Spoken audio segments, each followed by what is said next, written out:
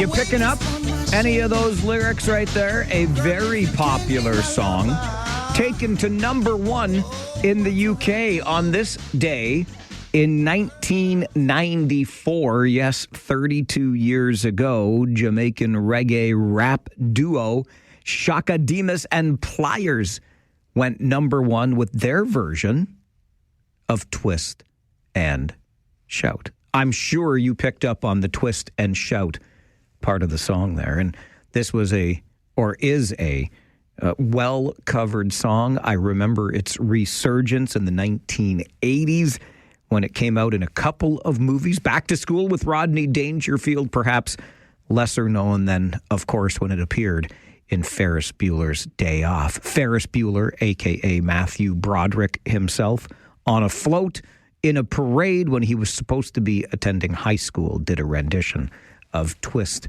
and Shout, much to the delight of parade attendees and viewers of the movie as well. The song took off again in the 80s, but it was 1994 when Shaka Demus and Pliers took their version, their reggae version, to number one in the UK. Good Thursday morning. It is the 8th of January, 2026. I am so upset with myself. I left work yesterday.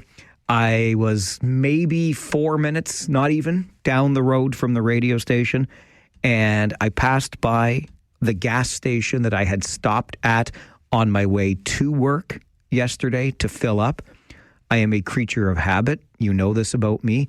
Routine matters. I like things to be kind of, sort of the same, at least similar every day. My routine works for me, so I try to keep it. And for a very long time, I have gotten into the habit of stopping at the gas station along Ira Needles on my way to work. I figure I'm coming in hours ahead of time anyway. I can be 5 minutes less than hours ahead for one day when I need gas. I'll just stop in. Not too many vehicles there at that hour of the morning, blah, blah, blah. We were talking about this not long before Christmas because I noticed the change in prices. And you told me, we had a good talk about it. You said, Farwell, fill up at night. Do not fill up at the beginning of the day. And I forgot that. And sure as the day is long, when I left work yesterday, the price of gas was 8 cents less expensive than it had been when I filled up in the morning. That's $4 plus on a tank. That's a coffee and a muffin. I could have got myself one of those hazelnut dream Nutella-filled things from Tim's, along with a coffee, for what I spent extra just by stopping on the way to work instead of on the way home. And sure enough, it's back up 7 cents higher this morning than it was when I left yesterday afternoon. You told me. I didn't listen. I conveniently forgot. I stuck to my usual routine because, the routines work for me. And I paid $4 extra on my gas yesterday. I'm going to do better. I'm going to remember this next time. Do not stop and fill up on the way into work. Stop and fill up on the way home. When I did get home yesterday, I dutifully slung my shovel over my shoulder and went out and shoveled several of the catch basins on my street. Here's a reminder. We are into a little bit of a thaw in this early January. Today is January 8th of about 1,000 days in the month of January. But I got out because we knew the warm weather was coming, and I dug out not just mine, but 3 other catch basins along the street. I walked up and down, got them all cleared out, thanks to looking at the Google Street View with my beloved on Tuesday night. I knew where I was headed. Got out. Well, I vaguely knew. Figured it out close enough by some landmarks. Boom. Got them all cleared out. Here's the reminder to you. Make sure you do that. Okay? If there is a catch basin, storm sewer grate in front of your home, shovel it out so that the runoff, when it begins, has a place to go. Your street and your neighbors will thank you for your good deeds. And then Rosie, the pandemic pup, and I proceeded to take a nice long walk because, you see, the weather was so icky on Tuesday with the rain coming down and the nonsense. We didn't get outside. So I thought we need an extra long walk yesterday. But let me tell you, I don't know about you getting around the city lately, and I'm trying to be as generous as I can because it's been a weird and difficult winter, hasn't it? It's not just snow, it's the freezing rain, the ice pellets, sometimes the straight out rain, and it's a mucky, icky, slushy mess out there. And I don't know, like, not everybody shovels. I get that. And it's kind of difficult. But in some places, you can just tell that the weather and the weather patterns that we've had have made it incredibly difficult to keep anything clear. I take great pride, speaking of routine and whatnot, when it comes to the snow clearing. But even my driveway it's messy because it's just been such a weird kind of winter. But there was no relief from the sidewalk either. You couldn't go onto the street because they're a slushy mess. Like, I'm starting to wonder, do we own any snow plows in the city anymore? But I think that's why you've got the city of Cambridge with its snow event ongoing, because it's just, I'm not going to be too hard on the folks whose job it is to clear this stuff up, because the weather's just been so wacky. But yuck, do you mind me? I know it's early in the morning. We're just getting the show started, but yuck. That's what it was like walking. And then we got to a few puddles, big puddles yesterday, and Rosie had enough. She looks back at me and she's like, "You're not going to make me walk through this again, are you?"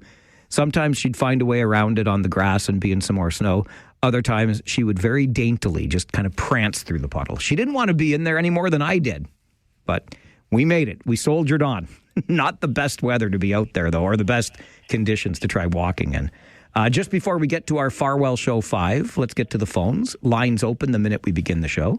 And Mary is here bright and early this morning. Hi, Mary. I'm always here bright and early. Atta girl. I'm right on time. I get up before, but however, you just said everything I was going to say. Well, that's what I'm here for. Change your habit. I know, Mary. When I get gas, right? Get gas in the afternoon. Yeah. Yeah, or in the evening. Like my son has told me over and over, I never get gas in the morning. And you know what, again, Mike? That is such a ridiculous thing. I know. That's true, right? It shouldn't be a game, but it is. No, and what's the reason? Probably because, excuse me, a lot of people fill up on their way to work. Exactly. And so they got you by the short and curlies. But anyway, also, let's focus on being happy. And I can't wait to hear Living Retired. He lifts my spirits. I love to hear it, Mary. And I know that Gary Chalk loves thinking about you on your bike as we do Living Retired. It's coming up this morning. It's Thursday. Gary is here every Thursday with that humor column at 10:30. And today, we're looking back at the newsmakers of 2025. The newsmakers you might not have heard making the news, but they make the Living Retired news. And we'll get into that at 10:30 this morning with Gary Chalk. Doug is also with us on the phone this morning. Good morning, Doug. Good morning, Mike. You know, yesterday I did a little takeoff on Green Acres. Well, I'll tell you. This morning it's a little bit of Paul Simon that's slip sliding away. Should I say slop sliding away? Slop sliding. Well, that's a good way to describe it, my friend. I took 2 steps off the front porch to start my car. It was 6:30 this morning. It was like, whoa. I think I moved my feet 3 or 4 times before I'd even taken a step. Anyway, I watched this young rally fellow playing for Canada in juniors. The Rangers are obviously bent on winning. I would agree. Yes, they are. This guy was really something else to watch. So I hope he's happy coming to the Rangers from a team we shall not mention. But do you feel they've made a real big move there? I absolutely feel they've made the Kitchener Rangers, Doug, a really big move. And it is an odd thing to make a trade with your arch rival. You're right, Sam O'Reilly. I loved him at the World Juniors. I really did. This guy plays the 200-foot game that we talk about. So not only is he an offensive talent that is a number 1 draft pick to the NHL, but he's responsible defensively. And let's not overlook Jared Woolley. This is no throw-in to the deal. This is a big, kind of nasty defenseman. The Rangers' defense was good before. It's gooder now, if you'll forgive the turn of phrase. So, yeah, it's a really big deal for the Kitchener Rangers. And I do think this is a signal that the Rangers figure they've got as good a shot as anyone. More details on that coming up in your Farwell Show 5 in just a moment. But one more on the phones with Barbara. Good morning, Barbara. Good morning, Mike. I just wanted to mention to our residents, apropos of finding your catch basin, that all cities now allow people access to all of their mapping, like their actual city mapping, where the sewers are, the storm sewers, the storm grates, and all that. It's called Open Data. If you just Google Open Data Kitchener, it'll take you to the site, so you can get right into the GIS mapping, which is the detailed engineering mapping. If you want to look for anything on your street, it's not a bad idea to know where the storm sewer on your street is and where the sanitary sewer on your street is.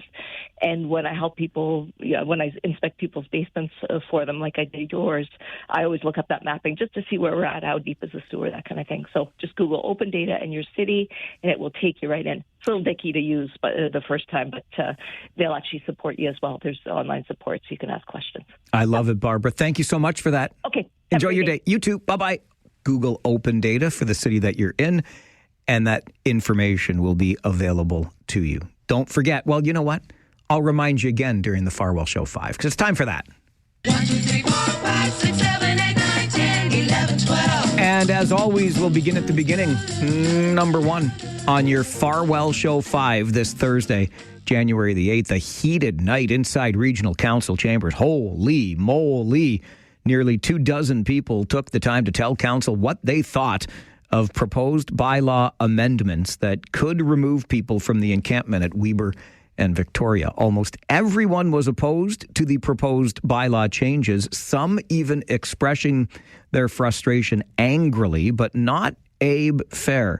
He thinks the region has been too forgiving of the problem. When I requested to speak here this evening, I was sent a list of rules to follow and given a specific amount of time I was allowed to speak. I accept those terms. But in the case of the residents, we tell them if you can't follow the rules of the housing that we provide, we will find a different place for you. Fair's presentation was praised by Regional Councillor Doug Craig, who thought Mr. Fair made several good points, and that made Councillor Craig the focus of ire later in the meeting. More on that in just a moment. Number 2, this is your friendly reminder to take a moment to clear the catch basin on the street in front of your house, okay? If you don't know where it is, Barbara just told you how to Google Open Data for your city. It'll give you access to all of those drawings so you know. And once you find it, again, I'm on this bandwagon. I'm not going to get off. Keep it clear even after the plow comes by.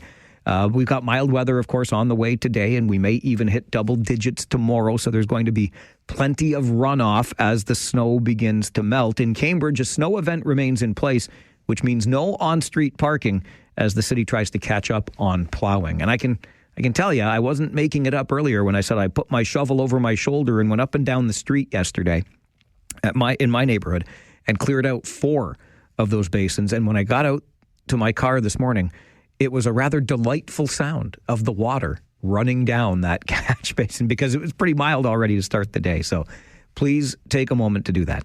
Number 3 on your Farwell Show 5 this morning, there were plenty of options for home buyers in our region last year, but not many looking to sign on the dotted line. The Cornerstone Association of Realtors out with its latest housing data, and it shows that home sales were down last year by about 9% compared to 2024. Prices down as well. December 2025 saw a 5.9% decrease in average sales figures year over year. Came in around $717,000 on average. Full breakdown of the numbers can be found on our website, kitchener.citynews.ca. Number 4, Minneapolis is on edge today following the deadly shooting of a woman by an ICE officer taking part in the Trump administration's latest immigration crackdown. State and local officials have demanded ICE leave the state after a 37-year-old woman was shot in the head. But Homeland Security Secretary Kristi Noem says agents are not going anywhere, adding that more than 1,500 people have been arrested. And number 5 on your Farwell Show 5 this morning, you heard Doug mention it a moment ago. Yes, the Kitchener Rangers did make a trade yesterday with their arch rivals from London, former Knights Sam O'Reilly London's captain this year. And Jared Woolley are trading their London green for Kitchener blue. The Rangers sent Jacob Zhu and 10 draft picks back to London in the deal. And that is your Farwell Show 5 for this Thursday morning. All right, let's get back to that meeting of regional council last night because, oh boy, I mean, look, it was opened up as a special council meeting so that we, as the public, could have the opportunity to let council know what we think of the proposed amendments to the bylaw that could, maybe would help to clear people out of that encampment at Weber and Victoria and direct them to other shelter. But things got really carried away, as I said, when Regional Councillor Doug Craig praised a delegate for his thoughtful presentation, which provided a view contrary to most of those at the meeting last night. Most were strongly opposed to the bylaw amendments. But Abe Fear, you heard from him a moment ago, said, listen, I'm a taxpayer and I'm seeing tax money go into this and I'm not seeing any results and I'm frustrated. And Regional Councillor Doug Craig thanked him for bringing that point of view. And that made Councillor Craig the focus of a lot of anger and vitriol through the rest of the meeting, including this. We don't need the bylaws amended. That's wasting all our time. I've got to go home and eat. I'm missing pickleball for this. Doug Craig is falling asleep. No, Madam Chair, Adrian, I'm not falling asleep, please. Fair. No, Sorry, I'm I retract that this. statement. Anyway, bottom line, we don't need to amend anything. People are ridiculing council on a continual basis. We're here to listen and to try to do the very best we can. Right, and you had need very good act your points. age. Act your age, says Councillor Craig to Delegate Adrian Hastings last night. I have to get home for dinner. I'm missing pickleball for this. Here's a thought. Why not invite one of those folks at the encampment over for dinner or out to play pickleball? And maybe you as an individual can make some headway here in helping out with the problem. Look, we all want to solve it. I'm having a hard time, and believe you me, I'm no apologist for our regional government, but I'm having a hard time with all of this being laid at the feet of this regional council. Is it a problem that we have here in the region? Yes. Did it start when Doug Ford took power? No. Like, we can trace this back decades if we want to, and now it's lying at the feet of a local government. But I think quite a bit of what happened last night was on the unfair side, personally. I don't think we're going to get anywhere by shouting at one another. And our good friend Phil, who is a regular contributor to this show, even on our Friday 4 Roundtable, was following that meeting closely last night and sends the following email to Mike at 570news.com. The disrespect voiced towards council and the process was appalling at times. A delegation should delegate. Not having 20 plus people wearing the same activist T-shirt saying the same thing over and over. People demanding respect and proactive policies from the region should not be talking, yelling, clapping, insulting, and gesturing during proceedings. Accusing a councillor of being asleep was over the top. If I was Chair Redmond, I would have cleared the chambers at that point and only allowed people to enter the chambers when called to the microphone. The disrespectful behavior by people demanding freedom of speech was more than ironic. It was downright embarrassing. If you were a regional councillor last night, particularly if your name was Doug Craig, this is what you were subjected to. We don't need the bylaws amended. That's wasting all our time. I've got to go home and eat. I'm missing pickleball for this. Doug Craig is falling asleep. No, Madam Chair, Adrian, I'm not falling asleep, please. Fair. No, Sorry, I retract that statement. Anyway, bottom line, we don't need to amend anything. People are ridiculing council on a continual basis. We're here to listen and to try to do the very best we can. Right, and you had need very to good act your points. age. Your thoughts are always welcome on the Mike Farwell Show. Your morning wake-up call. Next, 570 News Radio and Rogers TV.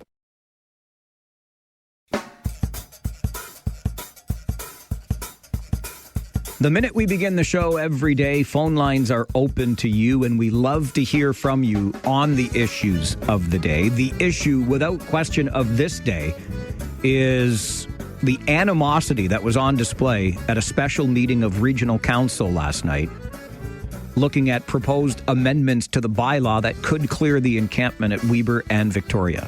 To put it bluntly, Regional Council took it on the chin from almost 24 delegates who were almost all opposed to the bylaw amendments. Maureen is with us on the phone. Good morning, Maureen. Good morning. I listened to Rob yesterday on your show, and he explained it very well, that the region has kind of brought this on themselves, but that does not give these people the right, the way that meeting went last night. That was very discouraging. I think they need to put the button up on the chair's seat that when people get out of control, that the microphones get turned off. And they should be, it's not a thing to be grateful for, but look what happened in Cambridge. These people were shipped out a long time ago. $793,000 per year. This is 4 years they've been there. 22, 23, 24, and 25. And kudos to Phil. He answered everything very well. I felt really bad for Doug Craig that he was trying to speak up, and to me, Chair Redmond didn't have control of that meeting at all. I was very disappointed with her, and I have been for quite a while. So, anyways, that's my comments. All right. It was pretty funny. Thank you. Thanks, Maureen. Appreciate it. Well, microphones did get turned off. I don't know how well you'll hear this, but even after a microphone was turned off, one of the delegates just continued yelling in chambers. And to embrace a leadership role for a better future, which turns the tide and doesn't take a business as usual approach.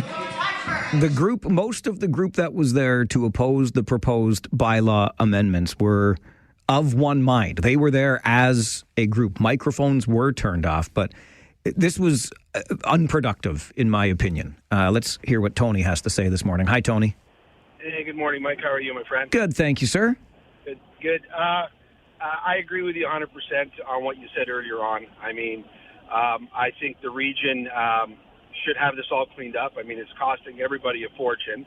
And I agree with what you said. I mean, the guy with the pickleball comment, if these people are just going to yell and scream and not respect the process, then, they're more than welcome to drive down there and take one of these people home and give them a shower and a meal. I mean, all they do is complain, but yet they don't come up with a solution, or, it's always in someone else's backyard. But yet I got to drive by there on a weekly basis, and it's disgusting to see that in our city.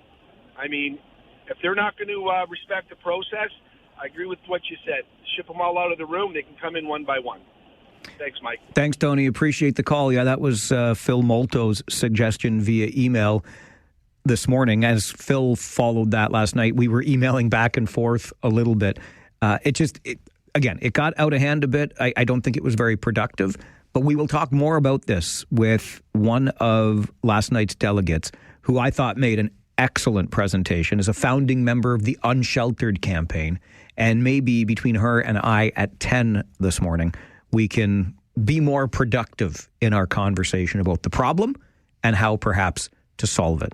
Right now, it's off to the 570 News Center for an update. And then let's talk about, and like I said earlier, I'm no apologist for the region. There has been a huge mistake made somewhere along the lines when it comes to the water issues we are now facing in the region. I will hold the region's feet to the fire on that. Let's get some perspective on it. That's next on the Mike Farwell Show. 570 News Radio and Rogers TV. This is where today's topics turn into today's talking points. It's local and it's Democratic radio at its finest. This is the Mike Farwell Show on 570 News Radio. We are changing the way that we evaluate water capacity because that methodology we were using historically did not reflect the way that the system works. And especially as infrastructure ages, we need that operational resiliency buffer. So we need that ability to continue to do preventive maintenance, active maintenance, and repairs into the system to make it sustainable for the future. The Mike Farwell Show continues on 570 News Radio. That is the region's acting CAO, Matthew Getsky, at an update to the media earlier this week about the water issues that we are facing here in the region. As we learned about a month ago, we do not have enough water capacity right now. The quantity is insufficient, particularly in the Mannheim service area. Southwest Kitchener covers a little bit of Cambridge, some of the townships. It's not a quality issue. It is a quantity issue. And we have since learned that development is being paused. One development in particular in Kitchener on Cortlandt Avenue, not far from the A.R. Kaufman Family Y. They've put on pause because we need to figure out this water supply issue before we can continue issuing permits for new builds, bringing in more people, putting greater strain on the infrastructure, etc. I thought it might be instructive to get the perspective of somebody who for decades covered environmental issues in this region as a reporter with the Waterloo Region Record. And in particular, when doing stories about the environment in this community, we would talk about water because we are very unique here in the region of Waterloo with 75 to 80% of our water coming from groundwater sources. This gentleman has also written a book. His work as a reporter led him to write that book called Water, A Sacred Trust. His name is Bob Burt, and he makes time for us this morning. Bob, good morning. Good morning, Matt. I'm so glad we could have this conversation because I can only imagine your thoughts when you heard about this water quantity issue that we're having here in the region, given your historic work on the water/environmental file. What goes through your mind when you hear about these challenges we're having today? Well, in a sense, I'm not surprised that there's a water shortage. If you look at 14 out of 20 of the largest cities in the world, they're experiencing either some sort of scarcity or drought now, and about 4 billion people in the world face shortage 1 month of the year. But closer to home, I think I was surprised to hear that, not surprised to hear that there's a shortage. That's been water, finding enough water has been a challenge for the region since the 1800s. So that's nothing new. What did surprise me was came as a surprise to them. The region has had a group studying the long-term water strategy for several years now. That's a report that they're supposed to come out with every 5 years. The last one came out in 2015. And in 2021, they were just about ready to release a report. They were just finishing it that would make recommendations about where the water would come from, how much they needed, and so on. Just as they were doing that, the province came in and did two things. One, they sort of forced the region to accept a higher rate of growth than the region had thought would be wise. And the second thing they did was took responsibility for planning subdivisions and that sort of thing and growth from the region to the cities. As a result of that, I think they pretty much scrapped a lot of the work and the assumptions that they had made earlier and had to start over again. And I think a lot of the confusion and the problems they're facing now really are caused in part by the interference from the provincial government. I share your concern, Bob, that this seems to have come as a surprise to the region. And I can't help but wonder what may have happened internally that we missed these signposts along the way. That confuses me too. There's a number of things that I read the record story about the press conference, I guess on Tuesday or earlier in the week. There's a number of things there that they said, to sort of say they're going to explain the crisis, but in my mind, they open the door to more questions than answers. I'm confused when the CAO says that they don't want to look at conservation. That has always sort of been a mainstay, and my understanding is there's a lot more the region could be doing in that way, and that would reduce. And that's a fairly short-term sort of thing that you can be doing. One of the other things that really confused me was they're suggesting that the Manheim Water Treatment Plant is sort of becoming old infrastructure. That plant's only about 32 years old, and if that was properly maintained, I'm sure that you would look a lot longer, closer to, I would think a plant like that should last 100 years if it's properly maintained. So a lot of the things that seem to be coming out of the region now seem to reflect a different kind of thinking than previous councils had. When they did the last long-term water strategy in 2015, they said two things. One was, they said a lot of things, but two major things. One was that they didn't want to look at a pipeline to Lake Erie or anyplace else until 2051. And the second thing they said was that they wanted to look at using sewage treatment or wastewater and recycling that. Anytime anybody talks about water in the region now, they say, well, we might need a pipeline. But I think they're missing the boat there. I think there's another option, and that would be recycling water, and that should be talked about. You mentioned, Bob, the impact that changes provincially have had on this, including the designation of our area as one for an increased population. So given where we are today, what we do know, what do you think the best path forward is here? I think it's a very difficult path now, and I think it's been complicated by the province. But I think surely the region and I was really confused when the CAO said that he didn't know if the cities had approved any plans of subdivision that they hadn't sort of notified the region about. And I'm thinking, well, how could that be? I mean,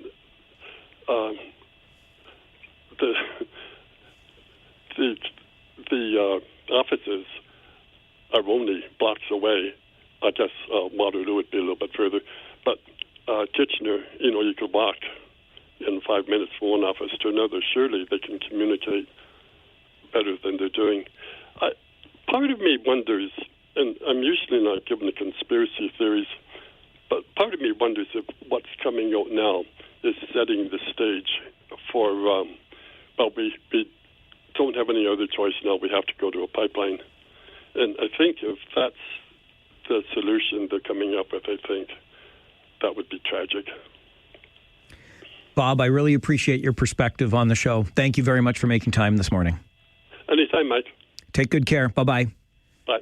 Bob Burt is a former reporter with the Waterloo Region Record for more than 2 decades. He covered environmental issues in this community, many of them water-related, because as I said by way of introduction to that conversation, we are incredibly unique here in the region of Waterloo, insofar as our water sources being groundwater sources. And I do not disagree. I don't even know how conspiratorial it is, quite frankly, that the situation we have today almost begs for the long talked about. I've heard about this pipeline before I even fully understood the issue.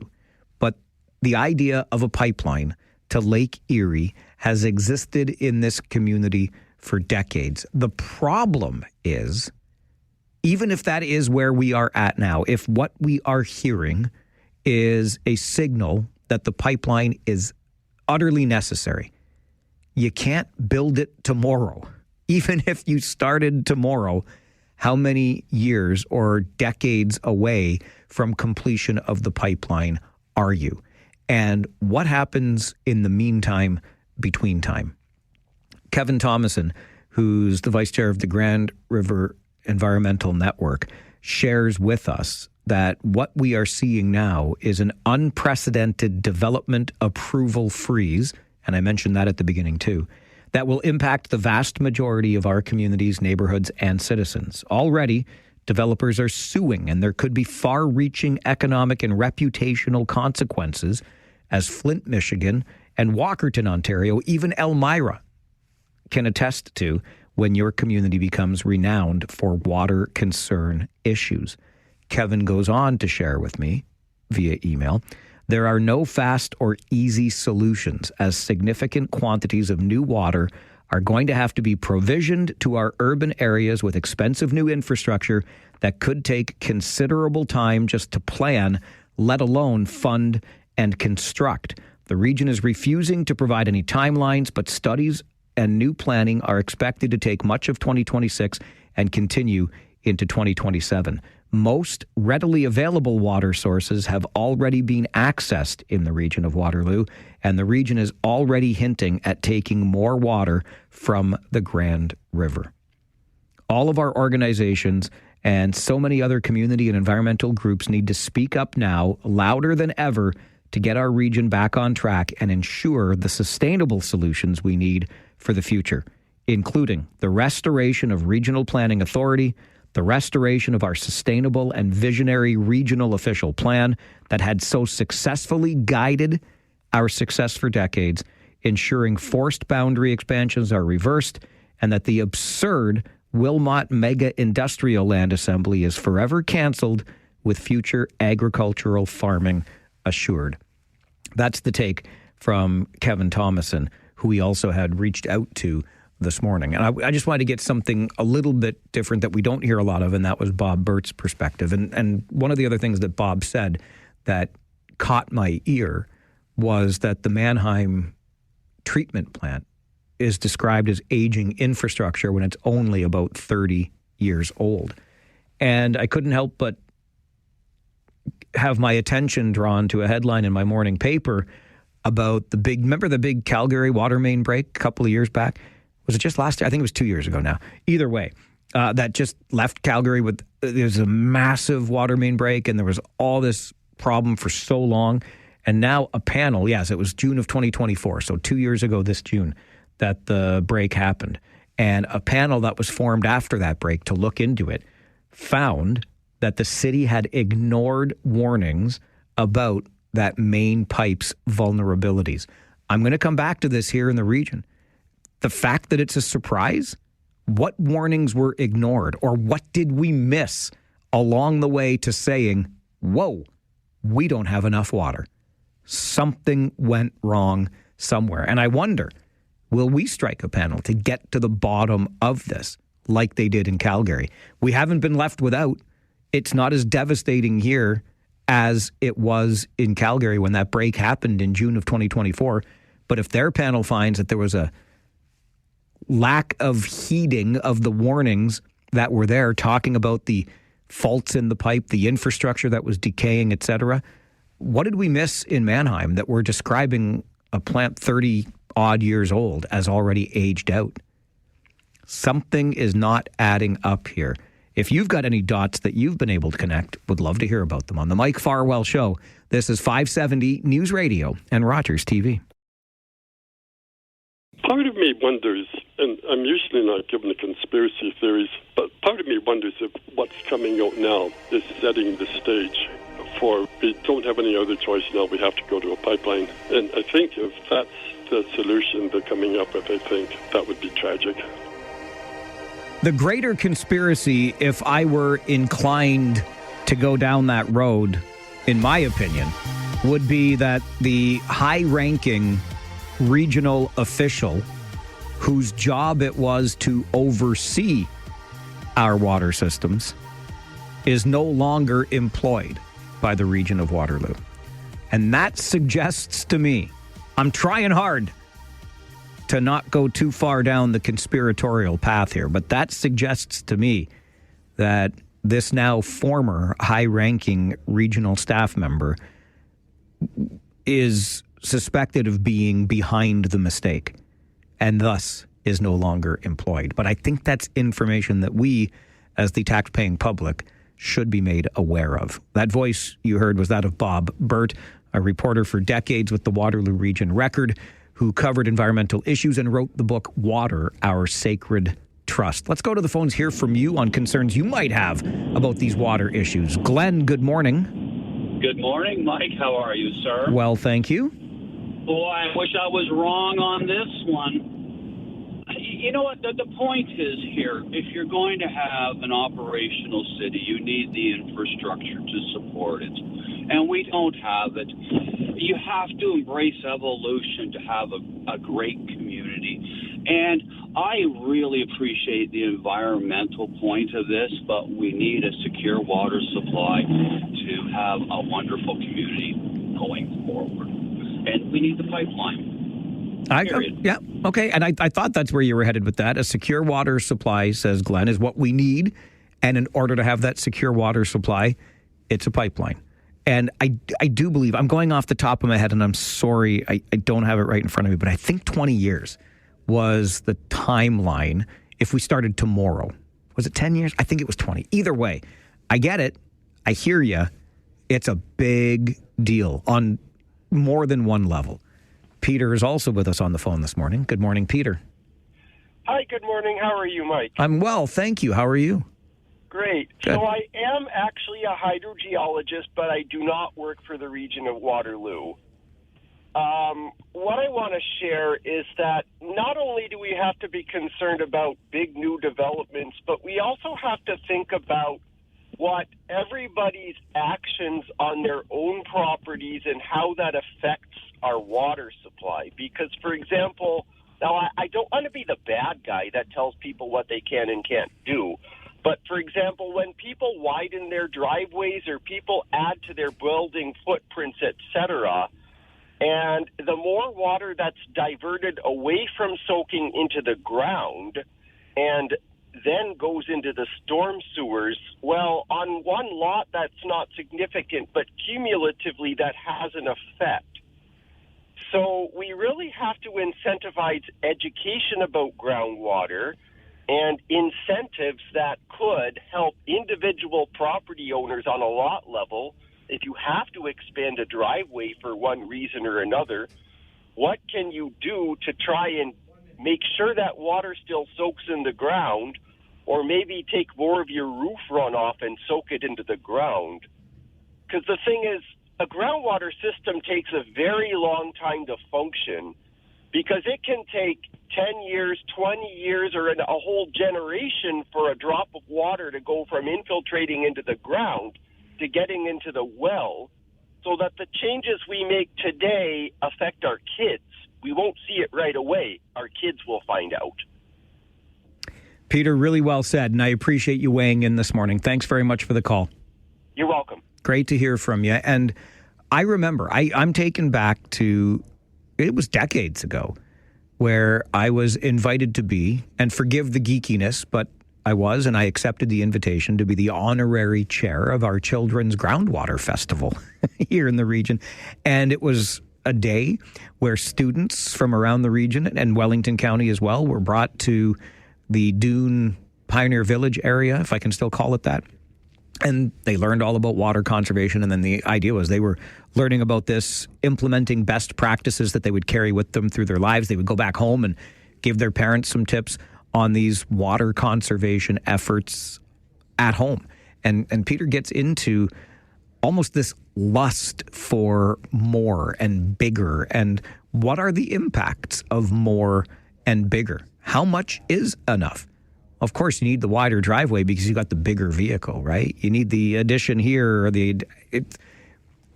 there are many layers that have brought us to the point where we're at. But I don't want to understate the impact of where we're at. This is pretty dire stuff, and mistakes were made along the way, and we've got a ways to go before we're out of the woods on this one. Pausing development is absolutely a concern. Probably the right thing to do, but there are implications with that as well. An update on the way from the 570 News Center, and then let's talk more about that tension-filled meeting at Regional Council last night. What are we going to do about the encampment at Weber and Victoria? This is the Mike Farwell Show, 570 News Radio and Rogers TV. This is where today's topics turn into today's talking points. It's local and it's Democratic radio at its finest. This is the Mike Farwell Show on 570 News Radio. Tweaking a few words to an ill-conceived bylaw, which was inhumane to begin with, doesn't solve the fundamental problem of feeling that we can't trust you as elected officials and we can't trust any of the senior staff advising you. This council has lost all trust that any of you will work with politically active constituents in good faith. The Mike Farwell Show continues on 570 News Radio. I would describe that as the general tone of a special council meeting last night, organized so that we, as the public, could have the opportunity to weigh in on proposed amendments to a site-specific bylaw that the region is hoping to implement in hopes further of removing residents of the encampment at Weber and Victoria. Among the amendments proposed, the dropping of a provision that would see people charged with trespassing to up to $5,000 by way of fines, and a written guarantee that they would be redirected to more sufficient shelter. But there was a lot of opposition. The meeting got heated before the end, and we take another look, or a closer look at it now, as we are joined by Leslie Crompton, an original member of the Unsheltered campaign, and also someone who I thought made an excellent presentation at that special council meeting last night. Leslie, thank you for the time. Good morning. Good morning, Mike, and thank you for inviting me. It's an absolute pleasure to have you on the show. As I said, I thought you did a terrific presentation last night, very thorough, very well thought out. And I wonder if you echo any of the concerns we heard in that introductory clip about our faith in regional council. Have they lost our trust in this process, Leslie? Yes, I fully support the individual that was speaking about that. I do believe they have really lost the trust. I think that this special council meeting last night was very performative. They want to be able to go to court and say, hey, look, we consulted. Whereas, and a part of my presentation that I didn't get to, is if they really wanted to do that, then they would have consulted the co-creators that are working on the plan to end chronic homelessness before they even proposed this bylaw amendment. But similar to the bylaw, basically we have this process that we are supposed to be working on, and I'm a member of it, to end chronic homelessness, giving guidance, working on action items. Most of us that are from the community are unpaid, and yet they bypass us and they actually blindside us. We don't even get notice that they're coming up with this type of thing. So I fully agree that they've lost our confidence regarding this topic. You mentioned, Leslie, your work on that committee as part of the plan to end chronic homelessness. You were an original member of that Unsheltered campaign. You, in many ways, I would say, have been on the front lines of this issue for considerable time now. Over those years, Leslie, what have you seen in our community in terms of how we respond to homelessness? I think that, I will be honest that we have made some significant gains since I got involved around the time of COVID. There's definitely been a lot more interaction with the region and service providers, with the community, and for those that are in the front lines volunteering and supporting individuals. And I think that's a really positive thing. Unfortunately, this gets undermined by regional council and senior staff members when they come up with bylaws like this. It puts tension on those relationships that have been working. And it really puts the staff in a very awkward position because you don't know whether to trust them or not as well. But I said, there are a lot of positive things going on, but there's some realities that we have to accept regarding homelessness that we're just not going to accept. I personally felt that last night's meeting deteriorated to the point that it was unproductive by the end, but that was my take as an observer. How do you feel about the way last night's meeting transpired? I always question Councillor Craig and his behavior when it comes to this particular topic. There's a lot of rules as a delegate that you have to follow, but there doesn't seem to be the same require of decorum for some of the counselors. And I think that's why it deteriorates. They're asking for our opinions, yet, an extra minute or two of talking wasn't allowed, and suddenly security gets involved. And you could see, I don't know if you could see, but we could see sitting there that security was very uncomfortable with the fact that they might have to remove somebody. It almost felt like, okay, we the public should be able to speak here. You as council have asked us to come, right? And you need to treat us with respect if you want respect back. I know this, I understand completely the complexity and the weight of this question, but since you are a part of this group helping us work on the plan to end chronic homelessness, how, Leslie, do we end chronic homelessness? Well, significant focus has to be on prevention. We have to stop the pipeline. And that's a lot of where I try to focus. We are seeing a significant increase in seniors, for example, seniors that have been housed all their lives, being forced out of rental properties for a variety of reasons.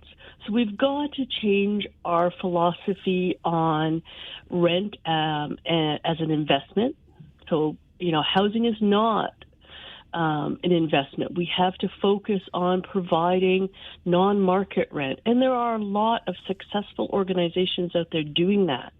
But we also need to make sure that our social assistance system is providing adequate income. When market rates are increasing and inflation is increasing, yet we haven't changed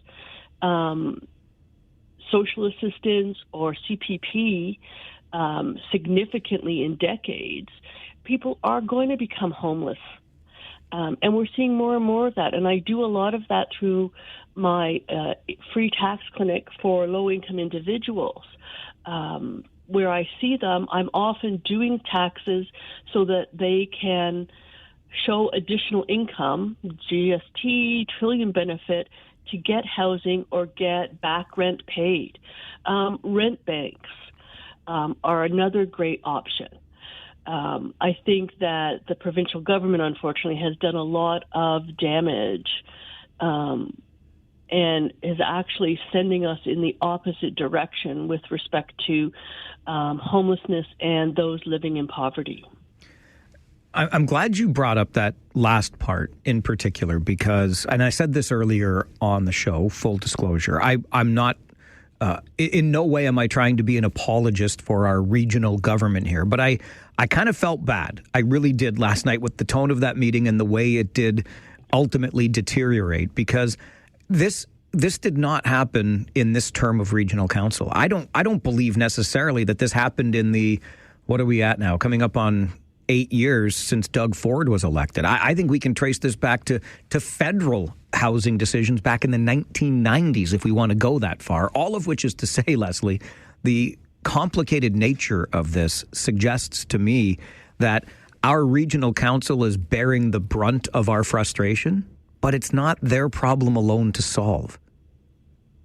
And I fully agree with that. And I actually posted something on Catherine Fife's Facebook this week about exactly about that. The province and the feds have a significant role that they should be playing and haven't been playing for decades. And if, I have not been involved in this particular topic for decades, but I speak to a lot of people who have.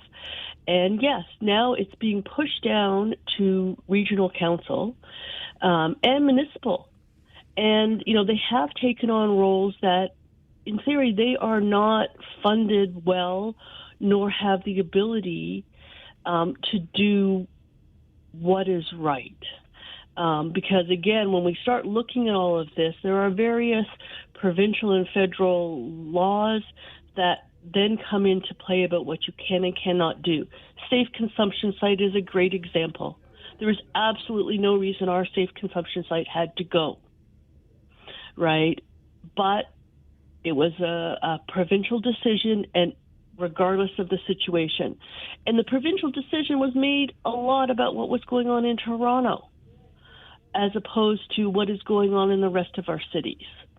And I think that is just one example. And it is very frustrating, and it is very hard to get the time and attention of the provincial and federal governments. Leslie, I really appreciate the dialogue this morning. Thank you very much for joining the show. Thank you for having me, and have a great day. You as well. Bye-bye. Bye-bye. Leslie Crompton is an original member of the Unsheltered campaign. She presented at Regional Council last night, I thought very thoughtfully, certainly respectfully, which I'll just be blunt, we can't say for everybody that delegated last night. We cannot. And they know who they are. We heard who they are. They showed us who they are. Not productive. Not going to get us anywhere. I've been noodling this around in my head, and it will come together in the form of my next column for the Waterloo Region Record. But here's the gist of it where I'm sitting today, and it ties into what we talked about on the show yesterday with Rob Deutschman, who also delegated last night at Council and joins us every Wednesday morning on the show for political R&D. And I essentially drew a line between what we're hearing from the courts with regard to this encampment in Kitchener, between the idea that if I am unwell, mentally or physically, if I am impoverished, I don't have enough money, then all I have to do is find a piece of public land and place a tent on it or erect some sort of structure, and it suddenly becomes the local government's responsibility to find me a place to live. It might be a little bit of a generalization, but really that's the line I'm drawing here.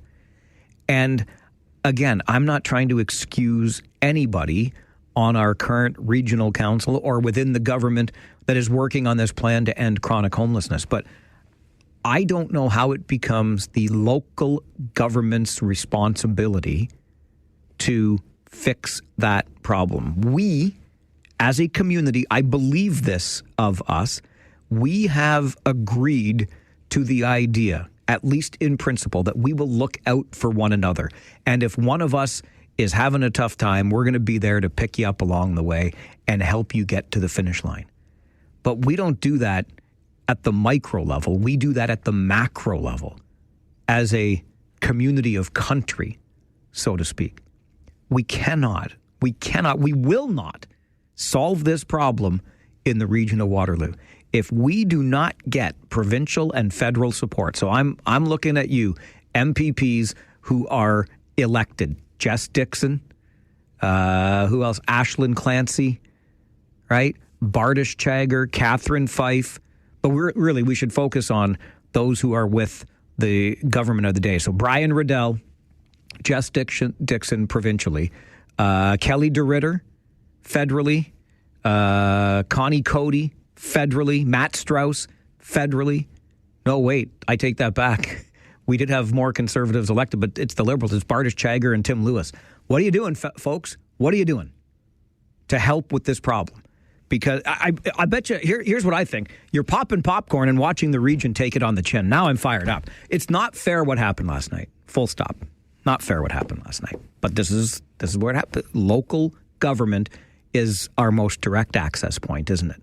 So Tim Lewis, I hope you enjoyed your popcorn last night, watching the region take it on the chin for something that you should be working on.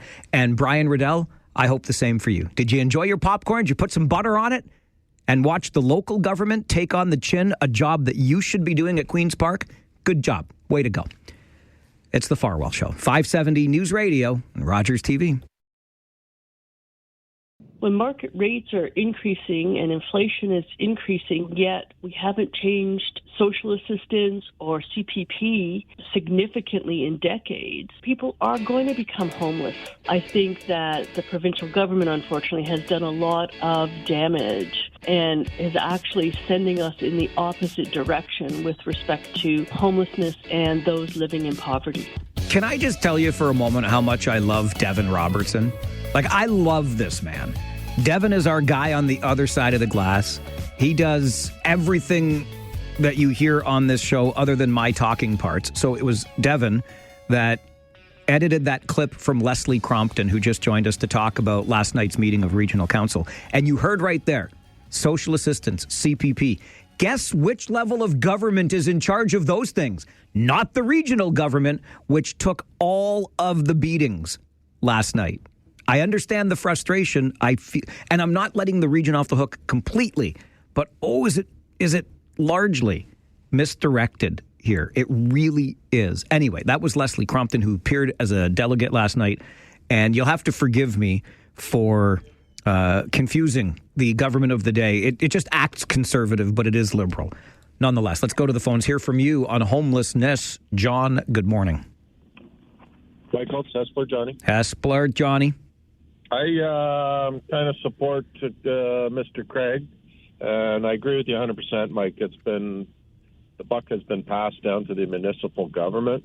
At the same time, I don't want the government continuously reaching into my pocket to pay for a problem that, they may or may not have created or where they messed up on. Like, some public housing didn't maybe work well in the past, but can we not build some buildings and have people working there? We're creating a job, but you're going to need security. The places get wrecked. We need housing. It's a very complicated issue. You're right, John. It is. That's the problem with this problem. It is so complicated. There are so many layers to it. Alex, good morning. Yeah, good morning. Well, it's complicated because we make it complicated, but how would you simplify it? Well, it's illegal to do it, so you have to move on. We will supply you a place to live, right? Like there's a housing out by the dump, right? Is that full? Absolutely, it's full. Okay, so that's... And so is a Better Tent City. That's full. Oh, okay, that's fine. So then build some more. But you can't live here. You just can't. Now... I get it, but build some more. Like, you make that sound easy, but that's... And John just mentioned it. It's not as easy as you want it to be, right? Well, here's the thing for you. Okay. How about that $2.5 billion they just sent to Ukraine? How about using some of that money here instead? See, Alex, you're making my point. There's some federal money. Right? We are spending tens of millions of dollars locally on this problem. And where are we getting with it? Doug, good morning. Hello. Hello. Yes. Just have one suggestion for you. I want to hear it. Okay, you want to make it a federal problem, take the encampment and move it to Woodside National Park on Wellington Street and Spring Valley Road and put that problem right on federal land. It's not going to solve the problem, but it's going to get their attention. Doug, you know what? I kind of dig it. And I don't want to make it just the federal problem. I want every level of government to be as invested as our regional government is. Not trying to be an apologist, but $65 million, I believe, was the number spent last year locally. I want the province and so I don't mind that idea. Let's relocate the encampment. Kevin, good morning. Hi, good morning, Mike. This has been in my chest for a long time. I got to let it out. Okay, Canada is like a father whose children are hungry at the home, but he keeps buying pizza for the kids in the neighborhood. That's what we are. We are spending millions, billions, as they just announced last week, Mark Carney, that they're going to send to Ukraine or any other country, which at the same time, with a portion, even 20% of that amount, we can solve the biggest part of this homelessness in Canada. I mean, if the money comes from federal government and it's allocated to the regional and provincial specifically, and make sure that money is monitored by federal government, that doesn't go to waste, we can solve.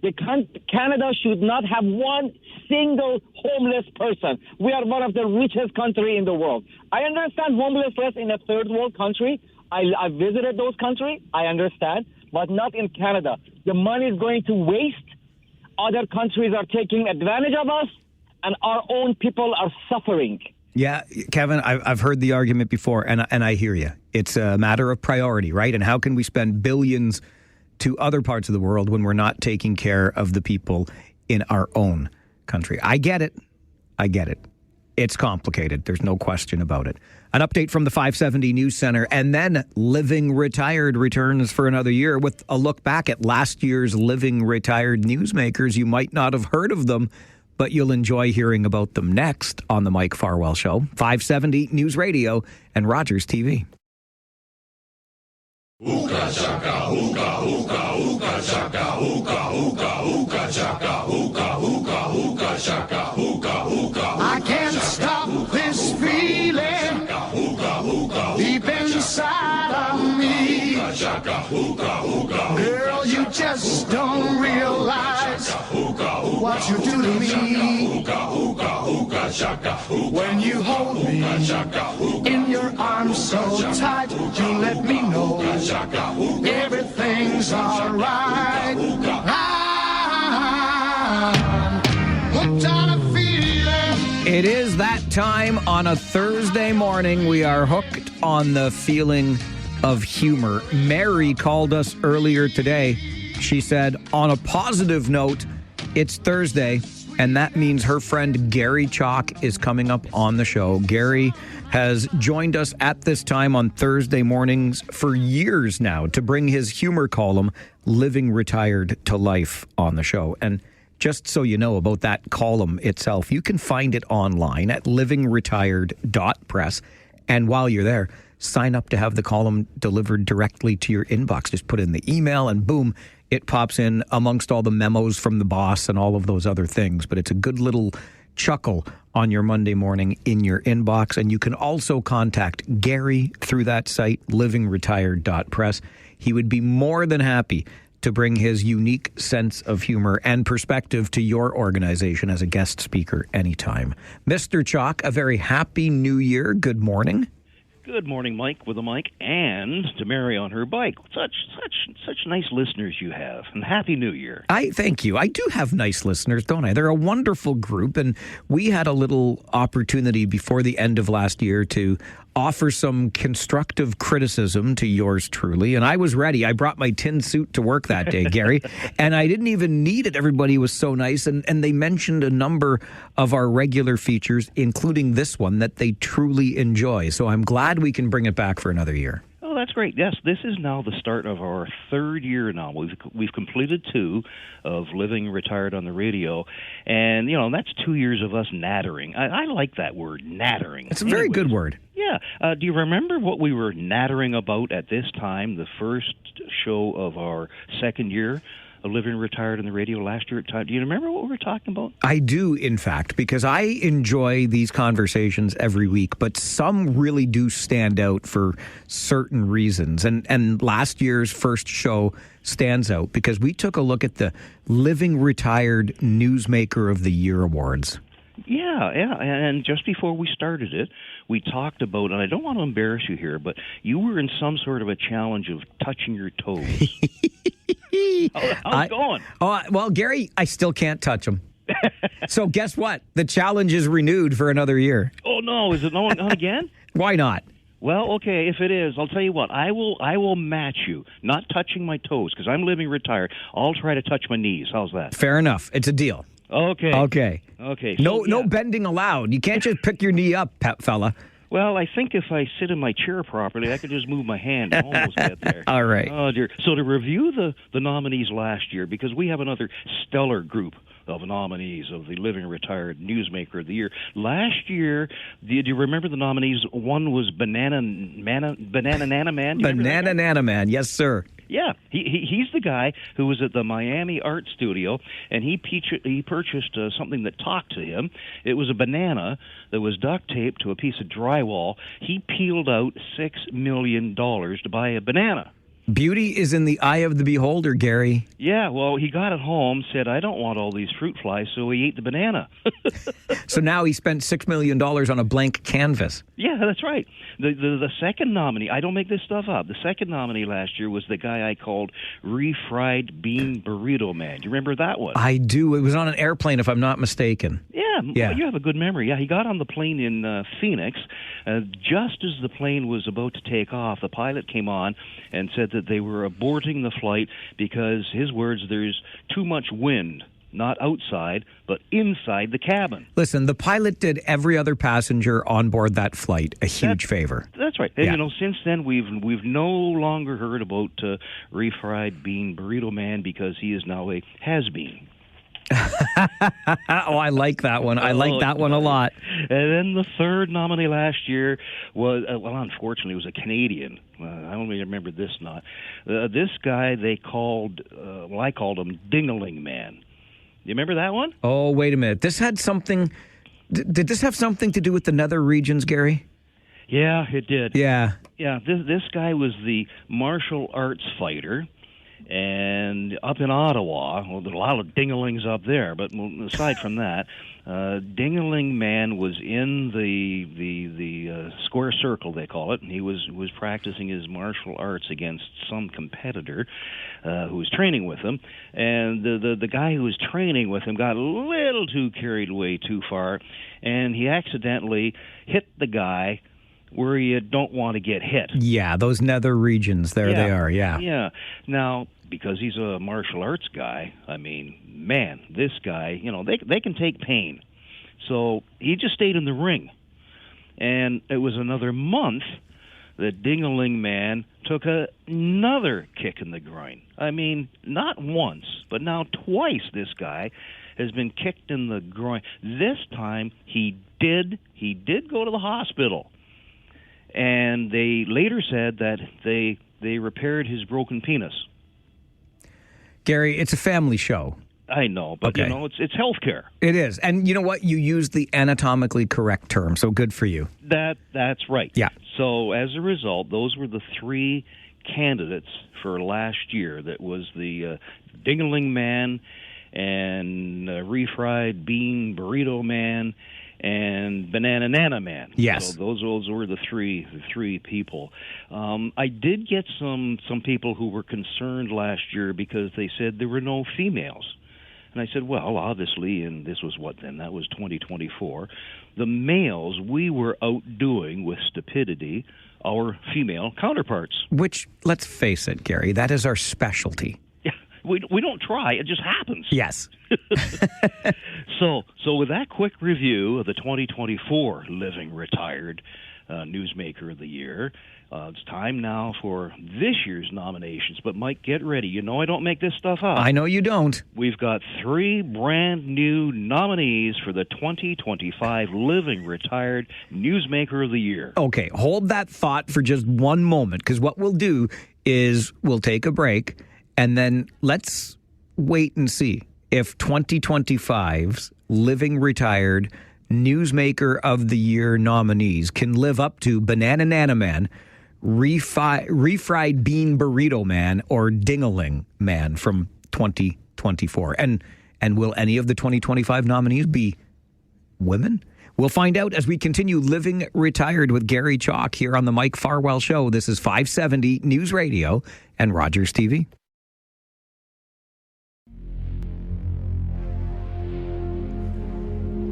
It is a Thursday morning, not long after 10:30, and every Thursday morning at 10:30, we are joined by Gary Chalk. Gary writes a humor column called Living Retired, and he brings it to life on our show each and every week.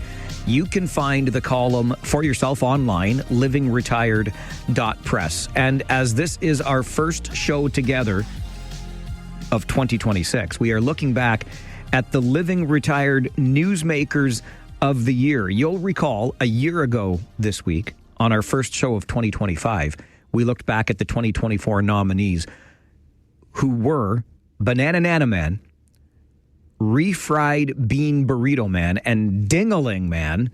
And now Gary Chalk has promised to bring us the nominees for 2025 Living Retired Newsmaker of the Year. Okay. Okay. I think after what we just went through, I hope I'm ready, Gary. Well, as I say, the interns here at the Living Retired World Headquarters, they went to a lot of work here to come up with a suitable slate of candidates. So the first finalist for the Living Retired 2025 Newsmaker of the Year is a person, and it's a woman. I call her the woman you don't want to bring home to meet your parents.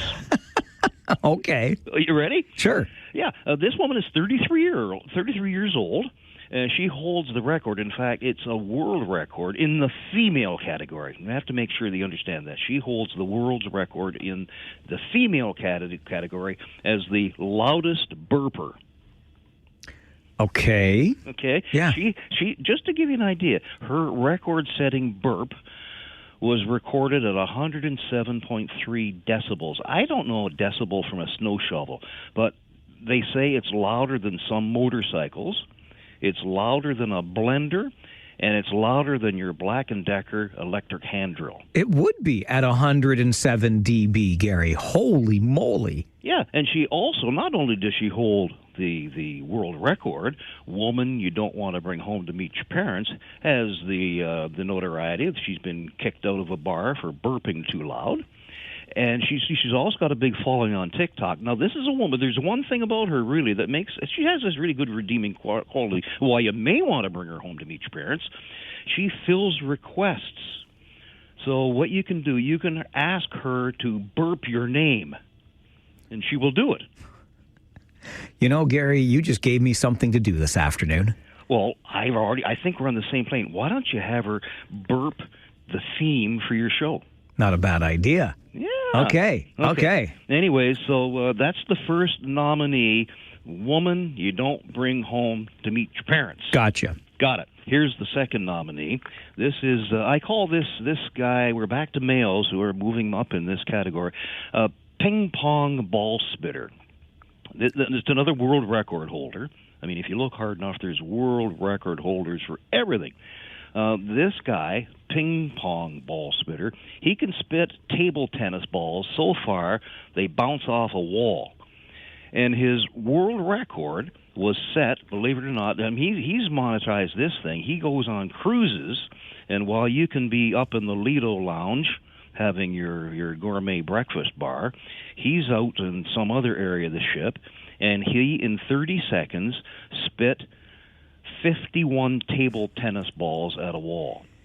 Now, does he keep them all in his mouth at once, Gary? Once again, you and I think alike, Mike. I'm telling you, that's what I'm wondering. I mean, are these all in his mouth and then he starts to spit them? Right. Like, how do you get 51 in 30 seconds if you have to reload after every shot? Well, that's it. I mean, this guy puts his life in the line. I can imagine the coroner saying cause of death, swallowed 51 ping pong balls. Right? But that's it. So that's ping pong ball spitter. That's your number 2 candidate. Okay. Here's the number 3 for the 2025 Living Retired Newsmaker of the Year. We call this one drop-in robber. It happened down in Memphis, Tennessee. This guy, he'd committed a crime. The police were looking for him for a long time, number of months. Then they got a tip. Somebody said, my house is being broken into. The U.S. Marshals arrived, got to the home, and when they arrived, just like that, the suspect they had been searching for all these months, he literally fell into their laps when he crashed through the attic ceiling and fell on the floor.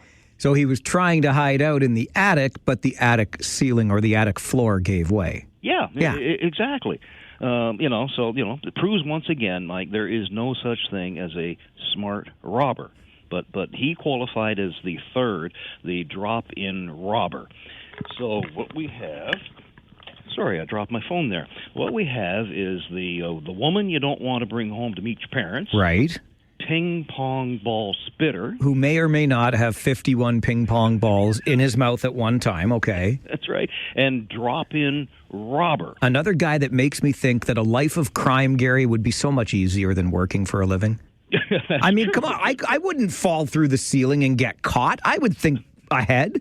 I think I would. Yeah. I think I would. I don't think I'd be robbing a bank in the first place, but if I did... Anyway, now, just so you know, there were some others in the running. These are some of the people that did not make the final cut for our Newsmaker of the Year 2025. There were the parents in Barcelona at the airport. They... just as they were going through the area to get onto the plane, they realized their 10-year-old son, his passport had expired. So they did what any parent would do. They left him and they went on their flight. Come on. Yeah. I was going to joke that, but they actually did it. They did it. Take away their parenting license. That's right. I mean, I won't go down that path. Here's another one. It's parenting again. I have to be careful. This is a grandfather like me. This guy was from Sydney, Australia, and his daughter said, "Dad, will you pick up my 4-year-old son from nursery school today?" And he said yes. So Grandpa gets in the car, goes to the nursery school, put the kid in the back seat, drove home, realized he's got the wrong kid. Oh, my gosh. Grandpa picks up the wrong grandchild. The wrong grandchild. Oh, my goodness.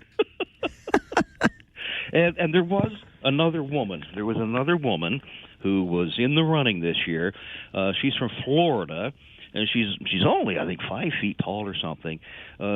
She was awarded first prize because she caught 60 pythons in the annual Everglades route when they go through and try to get rid of a bunch of pythons. She should be awarded a medal for that. Oh, I don't know. That's an act of community service, isn't it? Yeah, well, yes, you're right. Yeah, well, maybe I'm going to go back to the people who prepared this list, and as volunteers, they're just going to have to do a better job. So, do the interns make their selection as to which of the candidates becomes the living retired newsmaker of the year? No, we keep it all above board, and okay. We allow people to vote on my website. And beautiful. After what happens is when I get the 3 votes in, we count them. Do you have an adding machine or an abacus to ensure accuracy of the count, Gary? No, I'm living retired, and what I have is one of those slide rules. Okay. I love it. So we have woman that you don't want to bring home to meet the parents. Yep. We have ping pong ball spitting guy. Yep. And we have the drop-in robber. That's right. Okay. That's right. It's pretty obvious. They all have their strengths, so to speak. They certainly do. As does living retired. It's great to have you back for another year, my friend. It's good to be back. We'll talk again in a week's time. Go Rangers. Thanks, Gary. Bye-bye. Gary Chalk joins us every Thursday morning, 10:30, for Living Retired. Is it woman you don't want to bring home to meet the parents, ping pong ball spitting guy, or the drop-in robber? You can go to livingretired.press and let Gary know which of the Living Retired newsmakers of the year you think should win the ultimate prize. In a year's time, we'll think back, see if we remember the nominees from this year. Don't forget, while you are at the website, livingretired.press, you can sign up for Gary's weekly column. It'll be delivered directly to your inbox. And if you want to book Gary to speak at your service club, event, whatnot have you, he's always available and willing to do that. Because after all, the man is living retired. It's every Thursday morning at 10:30 here on the Mike Farwell Show, 570 News Radio and Rogers TV. Every day on this show, we talk about the issues of the day. We identify some rants and or raves, a lot of rants, and it leads you to believe. It just might make you think from time to time that everybody out there is a jackwagon. We're surrounded by jackwagons, right? So our pledge to you on this show this year is to remind you that not everyone is a jackwagon. There are good people, and they walk among us like Marcel Lebrun. Have you ever thought, by the way, what kind of multimillionaire you would be? I like to think that I would be that guy that if I ever came into that kind of money, I would do a lot of good things with it. In fact, I just told my buddy the other day, who I affectionately refer to as my favorite communist, because he leans a lot further left than I do. But I said to him, you'd make a really good billionaire, because I think he would do a lot of good with his money. Well, maybe he wants to be like Marcel Lebrun, who founded a company called Radian 6. And he sold that back in 2011 for more than $320 million. Guy's never going to work again a day in his life, right? So he's got some time on his hands. He's got a lot of money in his pocket. So the New Brunswick man decided to try and solve a different problem, homelessness. Aren't we trying to solve that one here? Lebrun traveled the world, across Canada, the United States, even to Ghana, to investigate homelessness and see what was working in different places. And what he learned was that building tiny communities, giving people vital resources while still respecting their dignity and autonomy was the way to go. So he founded a nonprofit called 12 Neighbors, and he pledged to build 99 of those tiny homes himself. Well, Marcel Lebrun has succeeded. The tiny home village is now thriving in St. John, New Brunswick. As for the residents of those tiny houses, rent is kept at 30% of income, which means the large majority of residents pay a maximum of $200, including utilities and internet, every month. According to LeBrun, and I quote, "I won the parent lottery, the education lottery, the country lottery. It would be arrogant to say every piece of my success was earned when so much of it was received." And so thanks to Marcel LeBrun, we are reminded again that not everybody is a jackwagon. Thanks to Larry for sending in that story to us. If you've got a story about a non-jackwagonry type person, drop me an email, mike@570news.com. This is the Mike Farwell Show on 570 News Radio and Rogers TV.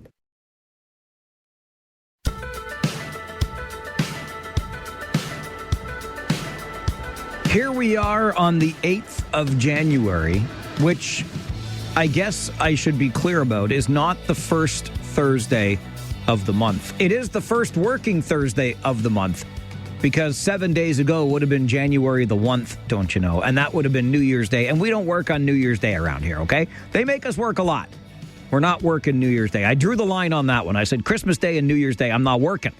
But anyway, on the first Thursday of every month, something we began last year and we are pleased to continue into this year is what we call a Throwback Thursday here on the program, because this community has all kinds of interesting stories and we uncover them on the first Thursday of every month at 11 a.m. with our good friend Jennifer Huber, who is a program and engagement associate with the City of Waterloo Museum. It's the place to go to get these interesting stories. Jen, it's great to see you again. Happy New Year. Thanks for coming back. Uh-oh, I don't think... Can Jen not hear me? Jen, can you hear me? Jen cannot hear me. Uh-oh. Devin's going to figure that out. Because I could hear Jen, but Jen can't hear me. He's going to figure it out. I know he is. Jen, can you hear me now? Oh, you hear me now? Yes, we do. Love it. See, we figured it out eventually. Good morning. Thanks for being here. Yeah, thank you for having us for Throwback Thursday with the City of Waterloo Museum, where we take a step back on time to uncover fascinating stories from our city's past. So I mentioned at the beginning, this really isn't the first Thursday of the month because, last Thursday was New Year's Day. But it just so turns out that January the 1st is a pretty significant day in the City of Waterloo, specifically January the 1st, 1948. What made that day so special in Waterloo? You are absolutely right. And it was the day that Waterloo transitioned from a town into a city. So we achieved our cityhood status. Now, I know Waterloo had been around a lot longer than 1948. We had gotten our town status in the 1870s, and we had gotten our village status before that in the 1850s. But even before that, we had European settlers here in the early 1800s. And prior to that, a very active Indigenous community of Haudenosaunee, Anishinaabe, and Chinatun people caring for and using this land. However, this city status was a huge deal for Waterloo. It meant that we were our own legal entity, and we had separated from the county of Waterloo.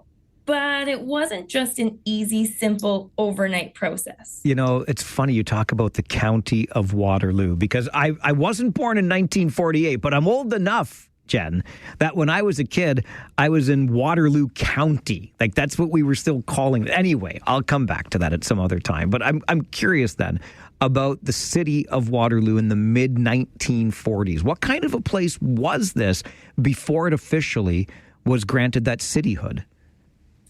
Yeah, so 1940s Waterloo was actually much smaller than the community we think of and we know Waterloo as today. Just to give you an idea, Kitchener had achieved cityhood status in 1912. So pre-World War I. And now we're looking at Waterloo post-World War II. So it's 36 years later. Waterloo is actually looking at transitioning. And it was a town on the rise in so many different ways. And I think the community here really knew it because in 1946, that's when this whole process started. And Waterloo Town Council, as it was at the time, decided to pull a committee together.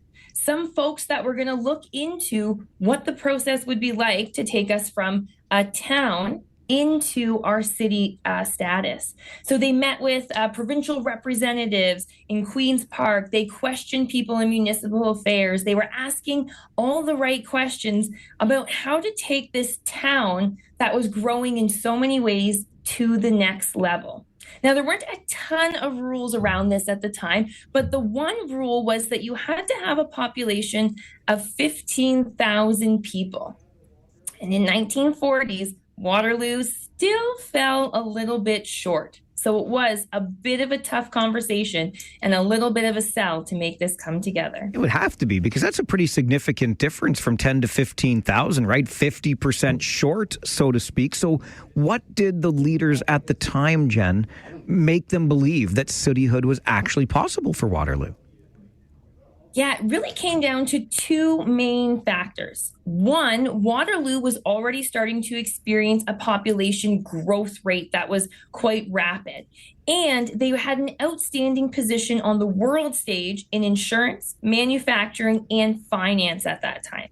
So what I mean by that is in the 1940s, Waterloo was home to 6 head offices of insurance companies. And if you look at Waterloo today, you will still see that evidence in our community. But Mutual Life was here in Waterloo. And today folks will know that as Sun Life, still with their building on Union Street in Waterloo. And we had Dominion Life, which today we know as Manual Life. So we had these deep roots in insurance that dated back to the 1860s. And a huge reputation that came with that. At the time, we were known as the Hartford of Canada. And Hartford, United States, as it was very well known for not only having a large number of insurance companies, but ones that were reliable, ones that paid out their claims, and ones that had that lastability that they stuck around for a long, long time. Plus, I mentioned we had quite a manufacturing sector. What started out as just a small little grist mill on King Street had by the 1940s grown quite a bit. We had foundries and machine shops. Folks might be familiar with things like Waterloo Manufacturing, for example. When I was talking about Remembrance Day, I talked about Canadian barrels and kegs. So we were making barrels. Brooms, we talked about with curling, breweries, doors, electric appliances, furniture. All of these different businesses were really crowding in, filling up uptown Waterloo. Forsyth's was here producing pajamas. We had wood carving with Globe furniture. And of course, how could I forget? Whiskey with Seagram's. You start adding all of those things up, and obviously leaders can make a pretty good case here, but I'm sure that our listeners are going to love the idea that ultimately this idea of cityhood was decided by voters. So how did the community respond, Jen, when the question showed up on the ballot? Yeah, so after petitioning the province, they put it back to the electorate and they said, do you want to achieve cityhood? Is that something that's important in this community? And what happened was 2,800 more so voters showed up to provide their feedback and input to this cityhood question. And over 2,000, just under 700 of them voted in favor of cityhood. So you could say it was quite a landslide in our community of what they wanted to see achieved and where they wanted to go. We are in conversation. Oh, sorry, go ahead.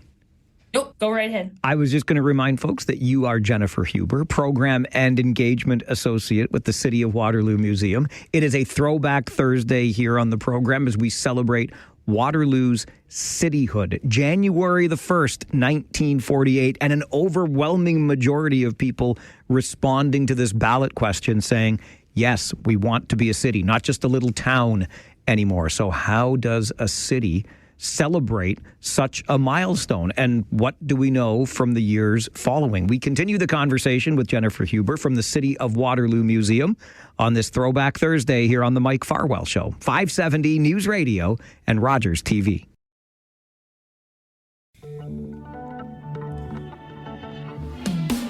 It is a Throwback Thursday here on the show as we're joined by Jennifer Huber, Program and Engagement Associate with the City of Waterloo Museum. Do not forget about your opportunity with the City of Waterloo Museum, okay? It's at Conestoga Mall. I'm sure you've seen it, and you can visit Tuesday through Friday from 10 until 4. Admission is always free. Free, F-R-E-E, free. And as we have our Throwback Thursday conversation this morning, we're looking back just a week to January the 1st, and then back in the years to January the 1st, 1948, when Waterloo transitioned from being a town to being a city. And you needed 15,000 people to become a city, but Waterloo didn't have it. They built a very strong economic case, though. There was a lot going on in Waterloo at the time. And of just over 2,800 people who voted in an election to ask the referendum question, should we become a city, almost 2,700 said yes. Absolutely, we want to be a city. So, Jen, cityhood is officially granted to Waterloo in 1948. How did this new city celebrate such a milestone?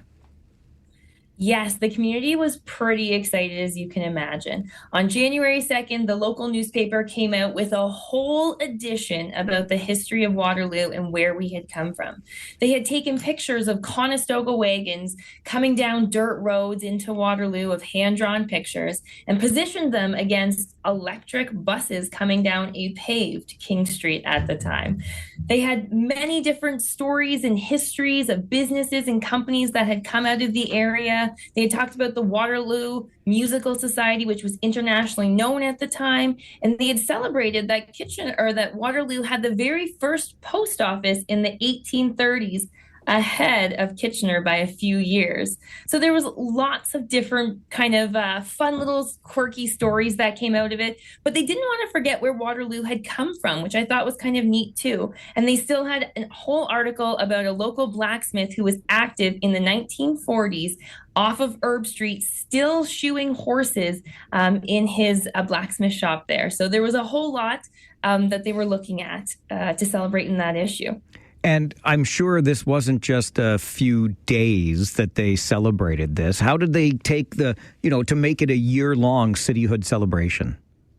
Yeah, on January 8th, they had a large community dinner that was held at the Mutual Life Assembly Hall. The premier at the time was George Drew. He was a local fellow from Guelph, and he had come down to hand over the paper, the official announcement proclamation of cityhood to our council at the time, which was run by Mayor Hilliard. And then there was a big carnival skating celebration that happened at Memorial Arena just down the road. But they weren't done there. Local businesses had cityhood sales and celebrations in their own shops. And then they decided that they needed something in the summer, something that everybody could come to, not weather dependent, as we can all relate to these days with some of the crazy weather we've been getting.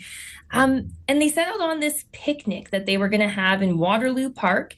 And by reading the newspapers, it is in there from pretty much January all the way up until June when this picnic happens. They're having conversations about it. They're setting up committees to plan it and subcommittees.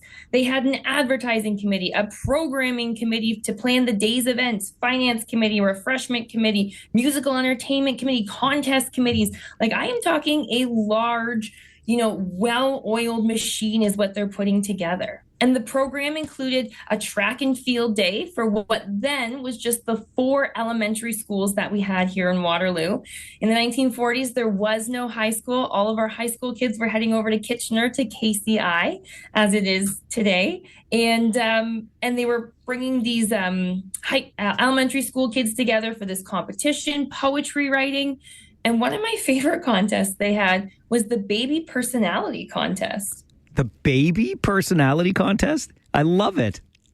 Believe it or not, it was a huge hit. They had over 120 participants in the baby personality contest. So many participants that they broke it into 5 different categories.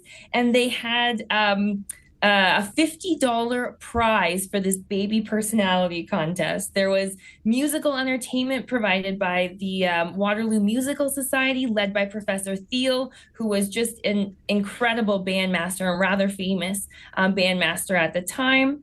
And then they obviously had the track and field day for all the school kids, where they were all given a commemorative medal. Because one of the things they kept bringing up in the newspaper is that they wanted the children of our community to understand the importance and have something to remember that importance by. That is absolutely incredible. I just love the enthusiasm around this new city. And so if we have all of this going on through 1948 to mark the cityhood of Waterloo, how did that then propel the new city forward, Jen? I really think it was that foundational piece. It was kind of that next step and really the boom that would follow. The second half of the 20th century, Waterloo grew like crazy. We had so many more subdivisions that were coming into the area. In the 1960s, starting then, Waterloo starts to acquire more and more land and grow quite rapidly. We've talked about the expressway on the show before, and that's something that starts in the 1960s. So now we have the ability to move people and goods at a much more rapid rate. The University of Waterloo really solidifies itself and its story and its history in the area. And it's really just that kind of spark that kicks off Waterloo's growth that we see and grew into the incredible city we know today. Who knew? January the 1st, 1948. It all starts from there. Do you know by chance? Because we were saying that it was a population of 10,000 when you needed 15 to become a city. But they make this great case. The residents say, yes, we're voting for this. We want to become a city. How long did it take to reach that 15,000 population? It did take us some time. It took us about 8 years more until we hit that proper 15,000 people. But after that, it just took off. Yeah, and here we are. It just gets me thinking ahead now, and I hope I'm around long enough, Jen. I know you will be, to see the 100th in 2048. I'm going to hang in there as best I can. But as always, this is so much fun. Thanks for being here again this morning. Thanks for having us and taking this trip down memory lane with the City of Waterloo Museum. Folks can visit us in person at Conestoga Mall or online to explore more of our local history. But until next time, keep the past alive. We will definitely do it on the first Thursday. There's no holidays in February to stop us, Jen, so we'll talk to you then. Sounds good. Thanks so much. Thanks. Bye-bye. Jennifer Huber is a program and engagement associate with the City of Waterloo Museum. As you heard Jen say, you can always visit online, but don't forget, it's right there, the City of Waterloo Museum at Conestoga Mall. You can visit Tuesday through Friday between 10 and 4. Admission is always free. So stop by and learn a little bit more about these fascinating stories that come from our past. Jennifer Huber and the City of Waterloo Museum join us on the first Thursday of every month at 11 a.m. for a little Throwback Thursday segment. So as I look ahead, it'll be February the 5th. No holidays to interfere with then, but isn't that interesting? A week ago today, January the 1st, 1948, the City of Waterloo becomes the City of Waterloo. Not just a town anymore, and you look at that history with the booming economy, the insurance capital that it was and in many ways still remains here in the region as a whole. We had whiskey at Seagram's, so much going on economically that civic leaders made the case. The community rallied behind it, and in an overwhelmingly vote of yes, they said, we want to go from town to city. And in 1948, Waterloo was granted its cityhood. And I just think back on those stories that Jen was sharing about how the community celebrated. The local media, primarily newspaper at the time, was behind it, telling all of these stories, organizing all of these events. I feel like we worry sometimes, and probably to some degree, rightfully so, right? That we've lost a little bit of that connection, that enthusiasm for our city. It's not as far gone as we sometimes believe it to be. But when I hear those stories, I just think back about what it meant to people to live in a place like that, to be connected to a place like that. And I hope through these conversations, and maybe even more broadly through the show, we can continue together to feel connected to the community where we all live, work, and play.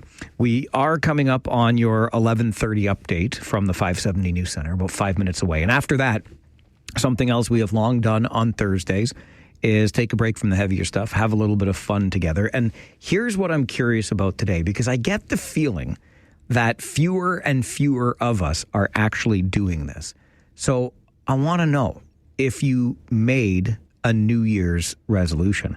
And if you did, I'd love for you to share that resolution with us. I'm going to keep track and see how many of us have made the same resolution, if we're making them at all. But if you don't make a New Year's resolution, maybe you can tell us why you either do not anymore or stopped making New Year's resolutions. Maybe you never have. But I'm curious, if you made one, what was it? And how many of us have the same resolution? And I've got a list of the 10 most popular New Year's resolutions. We'll see if we here in the region of Waterloo match the most popular New Year's resolutions. So let's talk about the commitments we've made to ourselves, but we'll make them public. I think that'll make it stick more, right? Conversation about our New Year's resolutions coming up on the Mike Farwell Show, 570 News Radio and Rogers TV.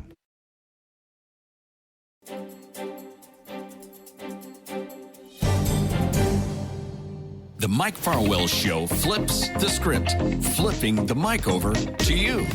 Back to the flip side.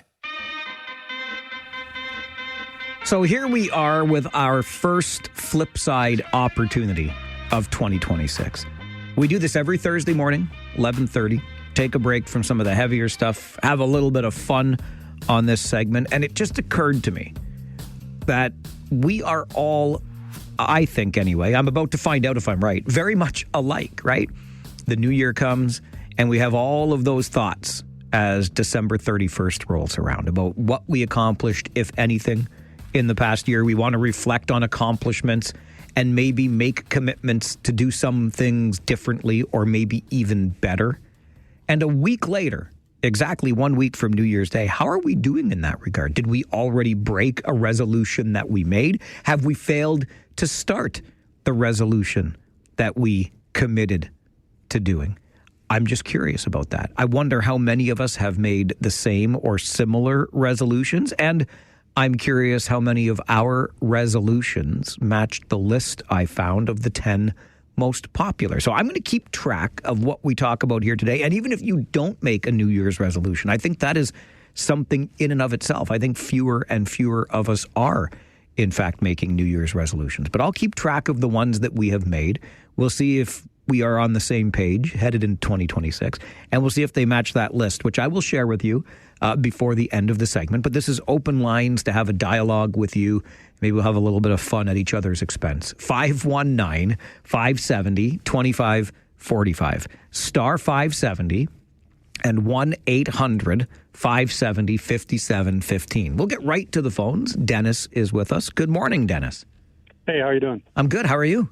Good. Good. I'm Kitchener-Waterloo has-been, and I have a comment about the history, but I'll address your resolutions first. What happens when you retire is every day is a holiday. So these dates don't become important anymore. Stop rubbing it in, Dennis. And once you hit the big 7-0, the resolution is to wake up and be breathing in the morning. So your resolution was to stay on this side of the grass a while longer. Exactly. Attaboy. Anyway, the history, I was quite intrigued with the story about the 6 insurance companies on the history segment. I joined Grand River in the year 2000, and most of the hospitals were in the Hospital of Ontario Pension Plan, interestingly enough. And I came here, and Kitchener-Waterloo Hospital had its own pension plan, one of just a handful, maybe 3 or 4 hospitals in the whole province. And I don't know the history of that, but I'm guessing it might have something to do with those insurance companies that were located here and the kinds of people that might have been on the board of the hospital back then. Anyway, I thought that was interesting. The other part of it, though, of course, is when I was running the hospital before I came here, I didn't have to worry about the pension plan, except I worked at the Ontario Hospital Association for a couple of years, and one of the other vice presidents there was actually investing the Hospital of Ontario Pension Fund. He was a VP, and he had, I don't know, $6 or $8 billion that he was investing, and that's how it used to be done in the old days. In any event, so I ended up having to learn a heck of a lot more about the pension plan when I came, pension plans in general is when I came here. But one of my beasts was, again, part of the history of the hospital here, was that I followed the Fix-It guy. You know, that the hospital had some financial issues at the end of 1999, and so I followed the Fix-It guy. Well, what happened? He took a pension contribution holiday of about $3 million. So that obviously had to be reinstated. So I spent most of my 8 years at Grand River trying to get the government to recognize that their guy didn't fix the whole problem. He only partially fixed it. Anyway, thought I'd share a little bit of history. I appreciate that. What do you make, speaking of being that KW has been that you described yourself as, what do you make of where we're at today with our new Waterloo Regional Health Network? I have to be honest, I've been gone for 17 years maybe, and I kept my nose out of it, to be honest. My only thought was I thought that we should have looked at the KCI and relocated the Kitchener Collegiate and built the hospital there. That's what they're doing in Mississauga. They're building a 28-story tower, and that would allow. One of the things I'm quite proud of is the cancer center. I mean, I had to wander through there recently, and it looks like it's brand new, and it was always a brilliant facility. Very proud of that. So, the idea of giving up all that and kind of, up in the site that they've got it going is not exactly in the center of the region. So, but anyway, I've tried to keep out of it, and other than being the odd patient showing up and appreciating the efforts of the people that worked hard when I was there, and they're still at it, working hard for us. Yeah, no kidding. Are they ever? Dennis, appreciate hearing from you today. Happy New Year. Thanks for this. Take care, bud. You as well. Bye-bye. So there you go. A little bit of everything. A mixed bag right there. But I think two things might come out of that. One is the New Year's resolution. Dennis says once you reach the big 7-0, the resolution is just to wake up again the next morning. I can get behind that. And the idea of keeping your nose out of things after you've retired from that particular industry. It sounds like a pretty good retirement from where I'm sitting. Let's go next to Dave, Farwell's Force member number 47. Dave, good morning. Good morning, Mike. New Year's resolution for you, sir? Well, it's a successful one. Okay. So I want to bring a positive message to your listeners and to you yourself, too. I'm a little bit older than your first caller, give you an idea. And when I go outside, I had to learn how to walk with a cane. So my doctor was after me to really get out there and start walking. So I started walking. So in 2024, by the end of the year, I was resolved to do 100K a month. 100K walking a month, so an average of just over 3K a day. Yeah. Yeah. That's combination treadmill and walking outside. Okay. Bad weather, I go on the treadmill. So I was successful. Dave, who's playing music in the background over there? That's ringing on my cell phone there. And then in 2025, I said, okay, I got to up the ante because I'm going to keep this going. So I upped the ante and I said, I'm going to try and do 150. And? Well, I had again changed my resolution in January 1st this year because 150 was not enough. And I'm up to over 200 now. Come on. So that's 5 plus. If you're up to over 200, that's 6 plus K every day. Yeah. How do you do it, Dave? Well, I changed my philosophy a bit, my routine. I used to go for a good walk, good fast walk every morning. And I decided to cut down the speed a bit and cut down the distance a bit in the morning. But I do it twice a day. Okay, yeah. And that made a huge difference. And the positive change in my life, unintentional consequences, I call it. Yep. That you and everybody else would say, well, that's obvious. But it wasn't obvious to me at the time. Is I lost a lot of weight. And I won't tell you the weight I lost, but I'll tell you the change in the size of pants I wear. I went from a comfortable size 36, and I'm now in a nice, I won't say real comfortable, but it's tight, but snug. It's snug. Size 30. There you go. So just thought I'd pass that on to keep up the walking, and it will work. If you keep it up, it's a mindset. You got to keep it going. Have a great day, Mike. I'll be calling you back in about a half hour because I have a couple of updates on 2 different other topics. I look forward to it. Thank you, Dave. All right, bye. Bye-bye. Dave is calling back during the Talkback Hour. He's got some other issues to talk about, but he stayed focused on the conversation for the Flipside this morning. What is your New Year's resolution? And what I love hearing from Dave is how it started with one goal, and then that goal was just increased or added to the following year, and then added to again. See, here's the thing, and we learned this earlier this week on the show in talking about this. It's not necessarily supposed to be easy, but you also can't just focus on the outcome and think you're going to get it all done in one fell swoop. In fact, the key we learned to sticking to one's New Year's resolution is in doing something that you enjoy. So you want outcome X, but if you enjoy the process getting there, that's all that matters. And then incrementally, you just continue to add onto it. I love Dave's story particularly because I didn't set a specific goal. I don't look at January the 1st as some sort of magical day whereby all of a sudden the tumblers are going to fall into place and the stars are going to align and I'm suddenly going to be that person that will accomplish this fixed goal in the next 12 months or 365 days. My mind just doesn't work that way anymore. I'm kind of reminded of the times when I was a kid and Lent would roll around and we'd give up something for Lent, right, in preparation for Easter. And inevitably, I would pledge to give up sweets because I've always had the sweet tooth. Sometimes I would be very specific. M&Ms were my favorite candy back in the day, so I would give up M&Ms.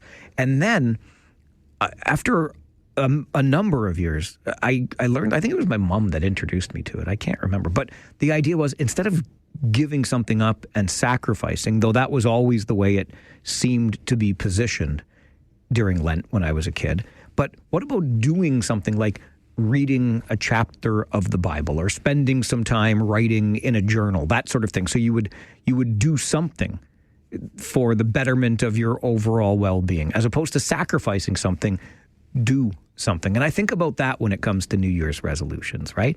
Instead of saying, I'm not going to do this for the next whatever. How about dry January? I had a few wobbly pops over the holidays. I will not tell a lie. I had more than a few. Not all at once, but I enjoyed regular beverages. And I said to my beloved, that's it. Dry January starts for me. And I got together with my best buddy last night.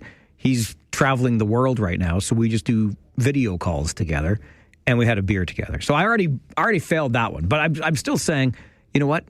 I haven't had as many beers in January as I had between Christmas and New Year. So I'm trending in the right direction here.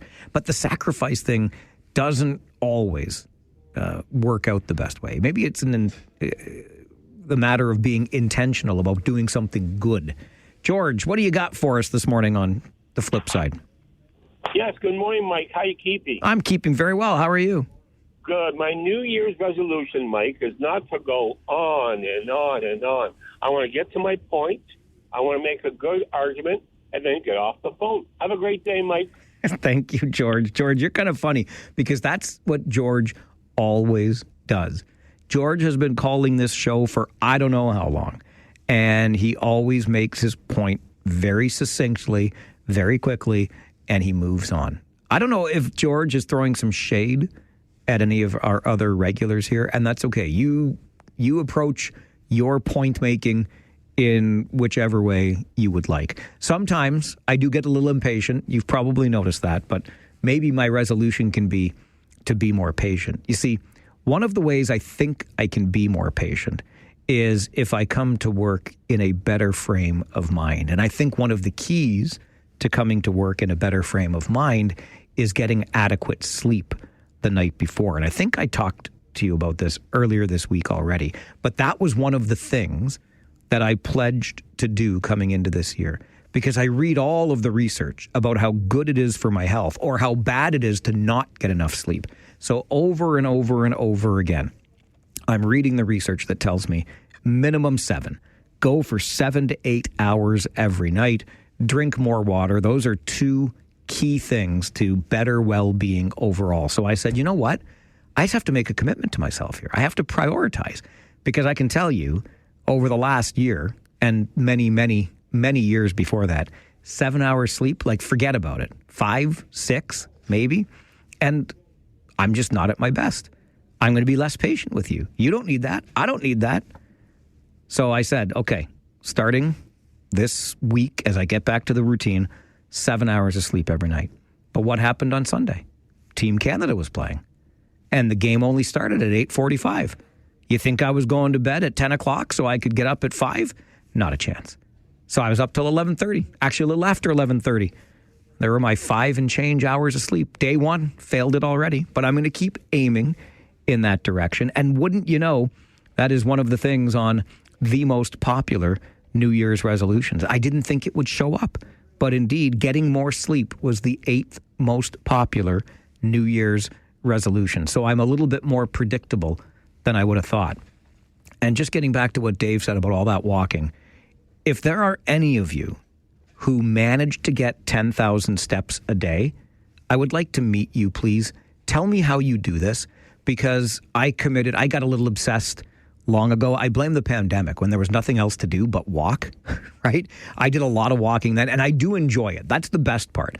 So I still convince myself that just getting outside and walking even for 20 minutes is better than not, right? I enjoy the outdoors, even when it's cold, whatever. I'll dress appropriately, get out there, get my steps in. But it kind of drives me nuts when I can't average 10,000 a day. And so far, so good this year. But I don't have that kind of time. It takes me at least an hour and a half to get in. And maybe I need to walk faster. I don't know. But you take Rosie the pandemic pup with you, and she's got to stop and sniff everything. Anyway, if you get 10,000 steps a day, I want to know how you do it, because that seems darn near impossible for me. We're talking about our New Year's resolutions here on the Flipside this morning. It's the Mike Farwell Show, 570 News Radio and Rogers TV.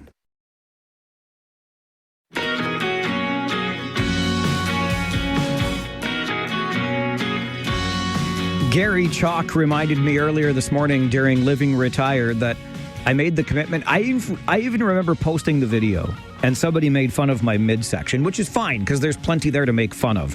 But I was talking about working on my flexibility, like my literal flexibility. I'm still a rigid, stubborn son of a gun, but I was going to work on my flexibility to the point that I could touch my toes. And I don't know if it lasted 3 weeks, to be honest with you. I'm a work in progress. I remain a work in progress. But I did also say, along with getting adequate sleep, to myself I said this, and now I'm saying it to you, that I would get up a little earlier every morning. And instead of coming to work extra early, I would give myself 15 or 20 minutes to do something, incorporate a little movement, maybe a little stretching, maybe a little meditation, just to put myself in the right frame of mind. That, too, might make me a more tolerable show host. I don't know. But so far, I'm 0 days into doing it. Dave sends me an email to Mike at 570news.com. My resolution, since my wife gets up before me, my resolution is that when she hears me get up, my coffee is poured when I walk into the kitchen. Guess how many days that lasted? Dave, I'm not surprised the number is 0 on your email. Grant, good morning. You're on the flip side. Yeah. No resolutions for me, but I'm hoping that... Why not? Why did you not make a resolution? Oh, because, they get all broken. Right? Well, but they only get broken if you break them. Right, and I know you're going to do this because it's going to be for your overall help in your mental health, and that is taking up 5 minutes of meditation. Guarantee yourself 5 minutes of meditation a day. Okay, you know what, Grant? I have pledged to do something similar. I just mentioned that. Get up a little earlier, just get a little movement, incorporate movement into my morning, and why not? Why not a little bit of meditation? Could you imagine, though, a mellower Farwell? Like, I don't know if that's going to work. They might fire me from this show if I get too mellow. The most popular New Year's resolutions. I'll go from 10 down to number 1. Change something at work at number 10. Get outside into nature more often at number 9. I mentioned already number 8, get more sleep. I thought I was unique in that idea. Clearly not. Quit smoking or reduce the amount you smoke in at number 7. Reduce the amount you drink or quit drinking in at number 6. Number 5, the 5th most popular resolution to make, avoid and reduce stress in the future. If you figure out how to do that, I would like to know. Number 4, and I thought we would hear this one a lot, the 4th most popular resolution, to lose some weight. 3rd most popular, eat a healthier diet. The 2nd most popular, actively participate in a sport again. My sporting days are long gone. I like to think of myself still, even as an average athlete, not a ding-dang chance. And the number 1 resolution made by most people is to spend more time with family and friends. There you go, the most popular New Year's resolutions. Hope yours is still holding strong 1 week into the year. This is the Mike Farwell Show. Open phone lines with Talkback coming up. 570 News Radio and Rogers TV. Take out the papers and the trash, or you don't get no spending cash. If you don't scrub that kitchen floor, you ain't gonna rock and roll no more. Yakety yak. Don't talk back. Just finish cleaning up your room. Let's see that dust fly with that broom. Get all that garbage outside, or you don't go out Friday night. Yakety yak. Don't talk back.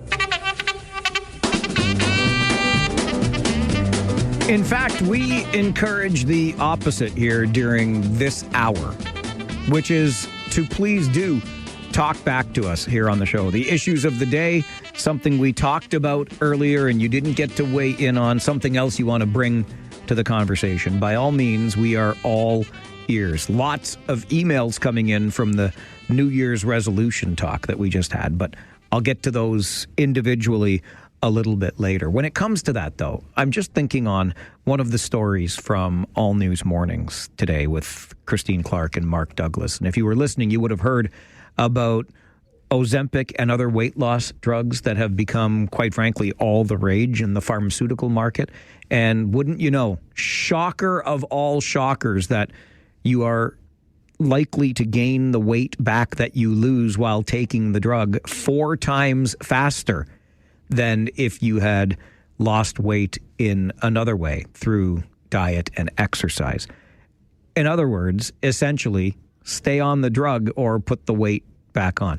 Isn't that kind of the way that big pharma works, right? We'll give you, and we all want I get it. We all want the easier or the faster solution, but those tried and true ways of doing things are tried and true for a reason. It's not supposed to be easy. You don't just get to take a pill and lose the weight. You got to move more. You got to eat less or eat better, etc. It's not supposed to be easy. I was surprised not at all when I heard that story this morning. And quite frankly, it makes me a little bit, my knickers get more knotted, okay? My chaps get more chafed, because it just makes me think, I don't like taking any of those things. I try to avoid Tylenol if I can, for crying out loud. That's just me. That's just me. But, I'm going to take this pill and everything's going to be great. I'm going to lose all the weight I need to lose. Anywho, I'll just leave that over there. I was thinking about it with New Year's resolution time. A couple of issues of the day. The big one, I would say, the ongoing conversation about that ICE shooting in Minneapolis. I'll be very direct on this. I will not, under any circumstances, buy into if the woman who was shot had not tried to flee the blockade, we would not have this problem. No, hard stop. That's not how this works, because the result of her actions should not be dead. Period. End of story. I heard Rob Snow get into this a little bit yesterday with a story down east as well, that awful story about the young boy killed by 3 dogs who attacked him, and Rob brought it up during Talkback. And again, I will just say full stop. And admittedly, my bias is here. You know I'm a dog person. But it's not the dog's fault. It's always, always, always, always the owner's fault. If you feel differently on either of those things, though, if you want to blame the dog or the kind of dog, you can. If you want to blame the woman who got shot by ICE agents in Minneapolis, you can. But I will stand firm on my side of both of those issues. There is no such thing as a bad dog, just a bad owner. And the actions that we have seen from the video of that shooting in Minneapolis do not warrant somebody being shot dead by any kind of authority figure. Period. Full stop. My 2 cents on it. But you're welcome to share your 2 cents during Talkback, because that's what we do here every day from noon until 1. Phone lines are open at 519-570-2545, star 570, and 1-800-570-5715. Walter is up first. Good afternoon, Walter. Good afternoon, Mike. Yep, I concur with everything that you just said there. Holy cow, we agreed. It's a New Year's miracle. Well, how can you not agree with that? Thank you. I mean, what I wanted to say was that you were talking about New Year's resolutions there earlier, and I have made one myself, Mike, and I am going to try and listen to the Farwell show for 20 minutes instead of 15 minutes now. Oh, buddy, I love you. That's fantastic. If every member of Farwell's force did that, think of how much more listening we'd have on this show. Yeah, I'm just putting it out there. I want to be the first one to officially announce it. So now also, it is a beautiful sunny day, and I'm just in the middle of eating an apple fritter from over in St. Jacobs. Oh, yes. Out in the sun here doing it, and I wanted to rub it in on you, and so that's what I did, and I will let you go, and thanks again, Mike. All right, Walter, thanks for that. Boy, the sun did come out. I was starting to worry that the forecast I got from Carl Lamb this morning was off target, but the sun is out, and that paints a picture, doesn't it? Like, if that doesn't scream Waterloo County, I don't know what does.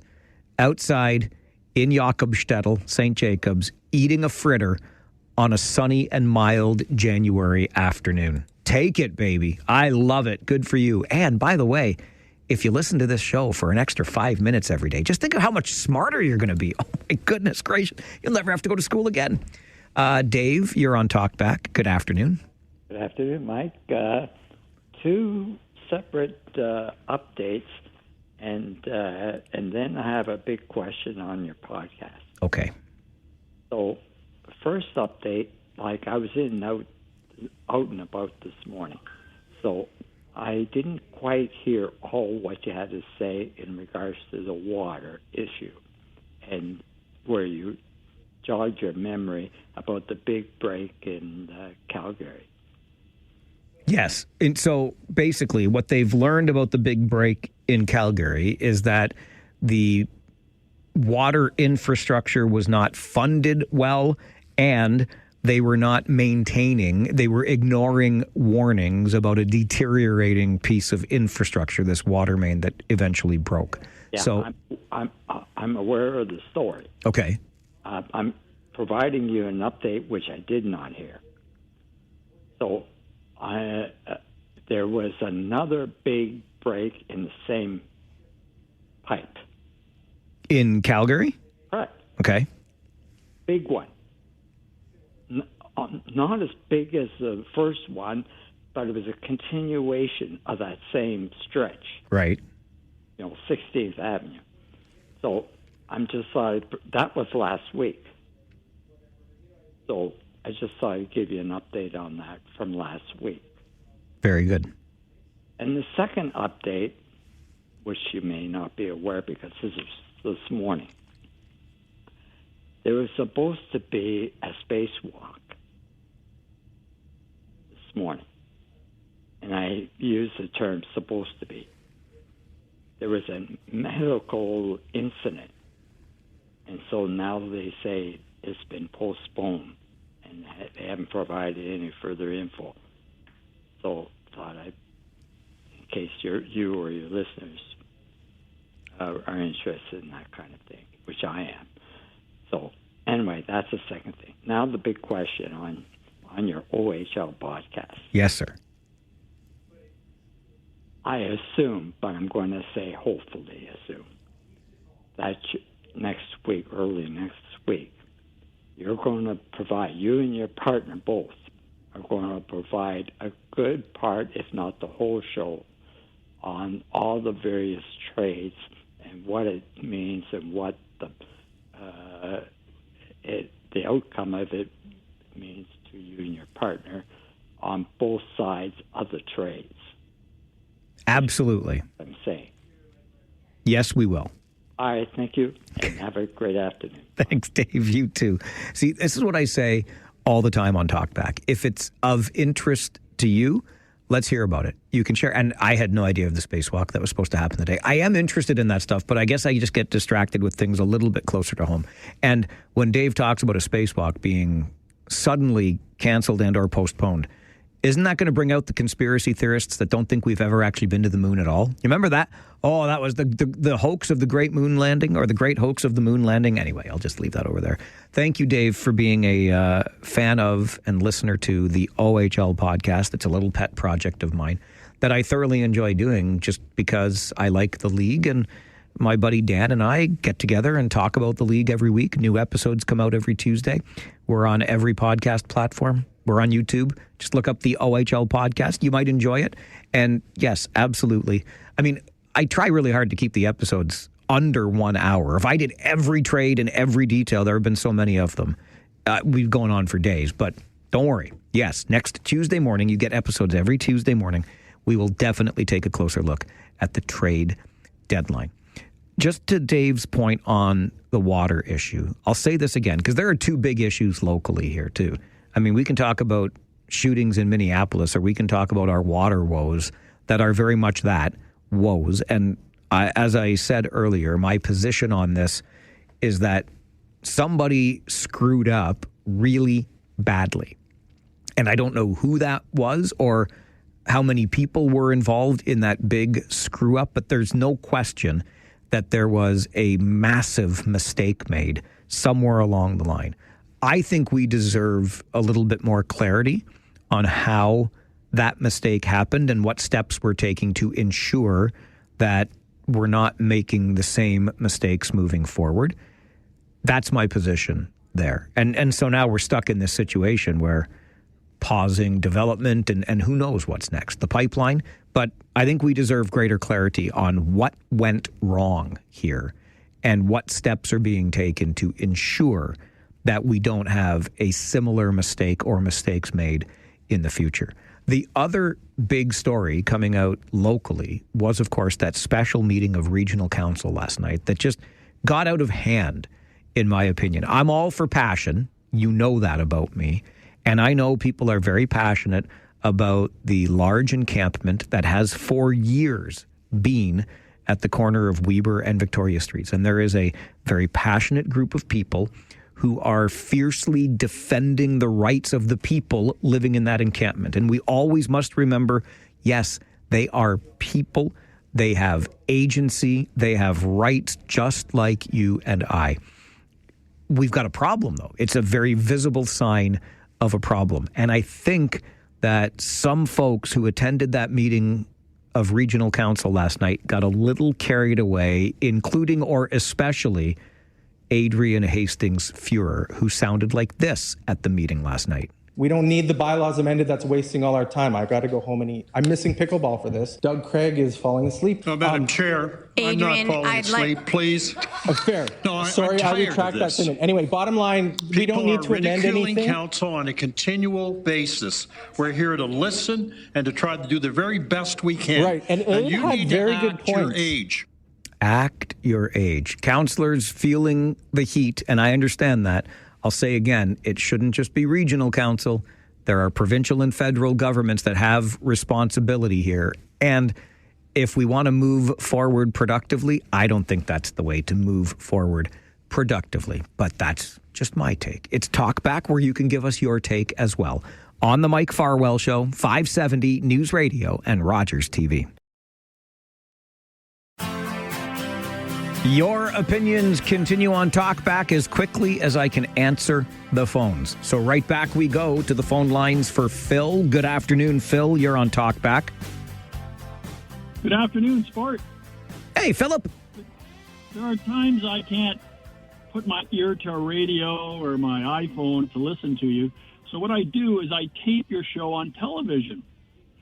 So last night I'm watching the rebroadcast on my recording of you on TV, and about 10 minutes into your show, you go off, you come back, no sport coat, no dress shirt. You're in your gitch. What's going on?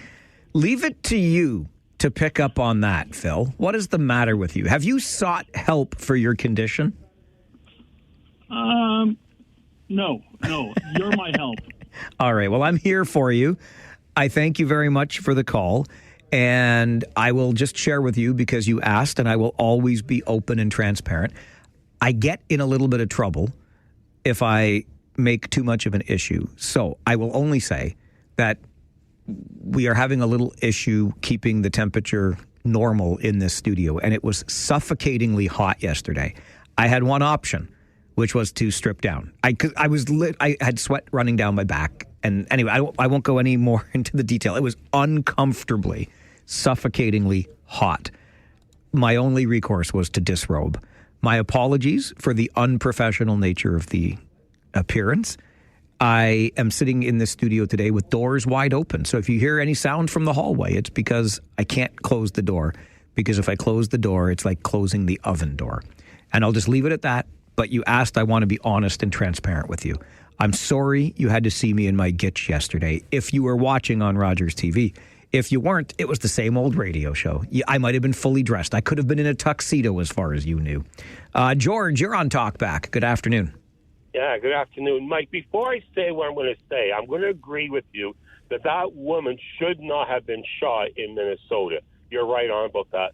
But one thing that's not being reported is there's another video out where you do see her hit one of the ICE agents. And in the U.S., that's a serious crime to hit a federal agent that can bring serious consequences. Now, she shouldn't have been shot for that. I don't think he would have been seriously hurt or killed, but for her doing that violation, hitting that agent, for whatever reason, he felt he was justified to shoot her. I hear you, George, and that's where I will just come back to what I said. He perhaps he felt, I can't tell you what he felt or thought, but, and you're right, it could be a serious charge if you deliberately tried to direct your vehicle at a federal law enforcement officer. But the result of that incident cannot be, under any circumstances, be your death.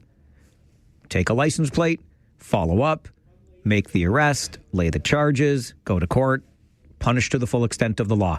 Death is not the punishment. And certainly it does not get determined by an individual on the street moments later. Simple as that. The action does not warrant the death of that woman. Full stop. And I will stand on that. Kyle is on Talkback next. Hello, Kyle. Hello. Well, we have no allies. I mean, we spent how many billions of dollars on that war of terror that lasted 20 years, and now we've got some guy that wants to take over Greenland. So do we get to annex Alaska and take it back as Canada? Like, is that something that we can do? You know, Russell sent me an email to that effect yesterday. I didn't get the chance to read on the air, but he thought the same thing. Let's just take Alaska. Well, I mean, like, why not? Like, I mean, like, you've got somebody that's going over there and First, it's Venezuela, and it's all about oil. We know that. We spent 20 years on that war of terror. How many billions of dollars have we spent on that? And the United States hasn't given us anything like that. And now you got this guy that's pushing World War III, trying to take an anonymous region out of Denmark, and now you've got Europe all in full alert now. So I mean, we've got to do something, man. Like this is just getting ridiculous now. And it's not Russia it's not Russia. It's not Ukraine that's the issue. You've got a guy like this now that's trying to take anonymous territory. So what's next? Is he going to start taking out other regions that are anonymous, like in other places of the world? Like how many African countries are there that are anonymous? Like what's next there, Mike? It's all about oil. It has nothing to do with citizenships. All about minerals and oil, and that's all he cares about. And it's pathetic to lose lives and to make a rhetoric out of it. There. Well, you said we got to do something. What do we got to do? Well, I could tell you what we do. How about we buy some Griffins, some Swedish-made fighter jets from there? We don't need an American jet. The Europeans make some of the finest jets in the world. The Eurofighter, the Griffin, made by Saab. Like, there's other options we can have. We should not be pushed to go and buy American products all the time. It's a global market, right? I mean, the Europeans make the best aircraft in the world, Airbus. Airbus is the best commercial airplane that you can honestly buy right now in the market, because Boeing can't even get their stuff together on what's going on, because everything's about whistleblowers and software updates and all that stuff, right? So look at what else is on the global market. Stop focusing just in the United States. And if they're going to start doing more pressure to us, who cares? Like, we have other options we can go to. So put the money on the military. Like, this whole waiting years and debating on, we're going to buy the military, or we're going to buy airplanes, and then 20 years later, now it's billions of dollars more. Like, stop focusing on the future and start focusing on what's going on now. That's what I would say. Thanks, Mike. All right, Kyle. Appreciate the call. That's what Talkback is all about. John, we'll get to your call, and there's a line open for you as we continue on the Mike Farwell Show with Talkback, 570 News Radio and Rogers TV.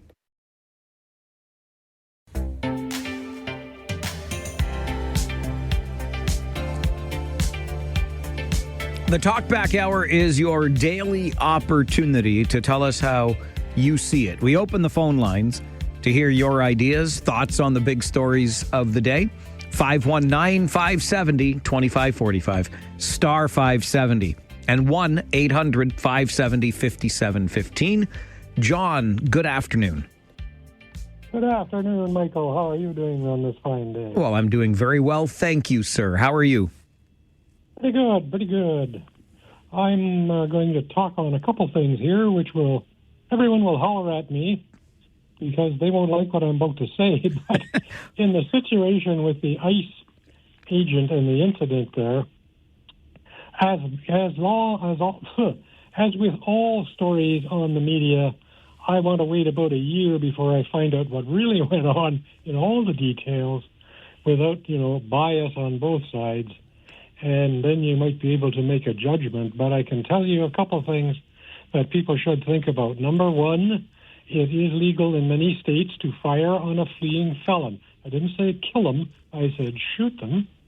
So if you're going to commit felonies in these states, you better be prepared for that consequence. Secondly, in the states, if you suddenly grab for something in the car that the officer can't see, you're very likely to get shot in that point.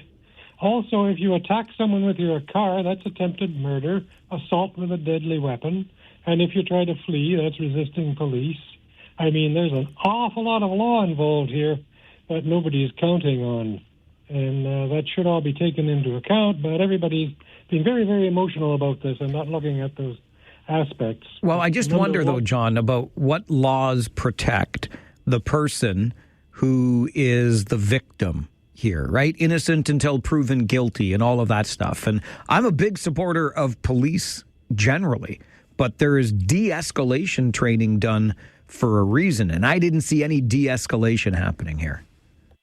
Well, I haven't watched the thing, and I'm probably not going to bother because so many of those things have been edited that I usually don't even bother with them anymore. To be perfectly honest, and if you're honest as well, shouldn't say it that way. If you recall, there's many times when we've been shown edited things on the news media from a lot of sources, so I'm skeptical on all of that. But you are innocent until proven guilty, but that does not apply. They weren't convicting her of guilt or anything. They were trying to apprehend her.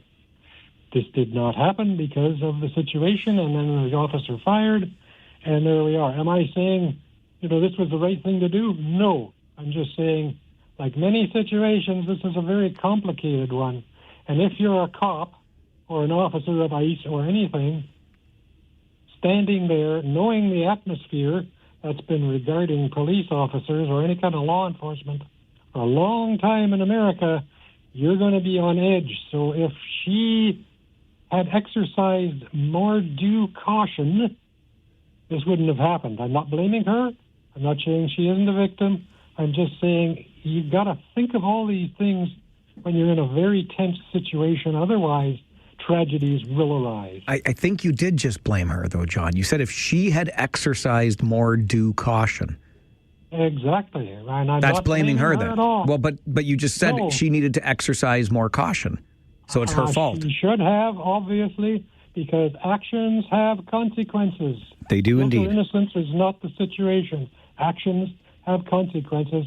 But when people get all worked up and emotional, and I'm the same way, we do dumb things and bad things happen. And that's where trained professionals are there to not let their emotions get the better of them, right?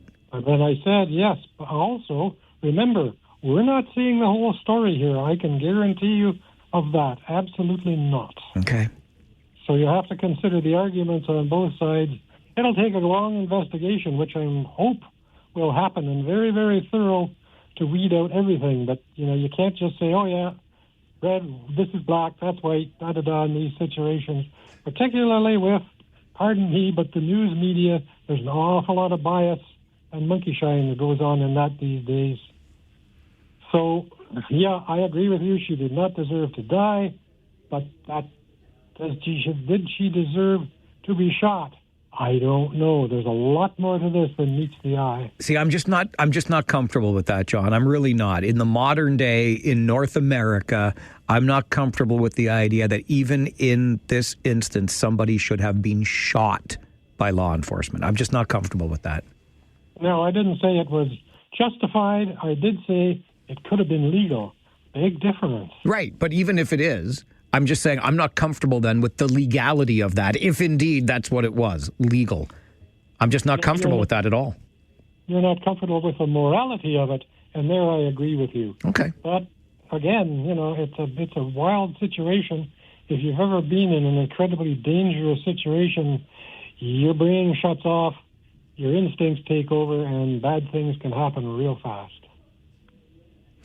And again, that's where I would point to the training that law enforcement gets to ensure that they act in accordance with all laws when the poop hits the fan. Yep, I agree with you 100%. That's exactly what should happen. All right, John. But like I said, it's never quite as simple as it seems at first glance. And I know of situations where somebody did something, I'm not saying police or whatever, and somebody died. They ended up later on, the person who was responsible for their death committed suicide. I'm not sure what bearing that has on this particular situation, but nonetheless. There are always, in one of these, there are always two victims, not one. All right, John. Again, I'm uncomfortable with a situation or a scenario under which we are accepting of this being any part of due process. The legality of it, you used the word legal a number of times there. And if this is the way that things are to transpire, irrespective of the entirety of the story, I'm not comfortable with that being an outcome. I'm really not. I can easily see, and you're right, I wasn't there. I wasn't in the highly charged emotional state, but it would have been incredibly easy to take a license plate and follow up at another time. It strikes me as being remarkably simple. So I'm not okay with this being the outcome of such a situation. Your point on the morality of it that I struggle with, sure. And I will also agree with you on the color, the nuance that is always involved. We want things, I always do. I want things so black and white. Oh, do I want things to be black and white? I agree, they are not.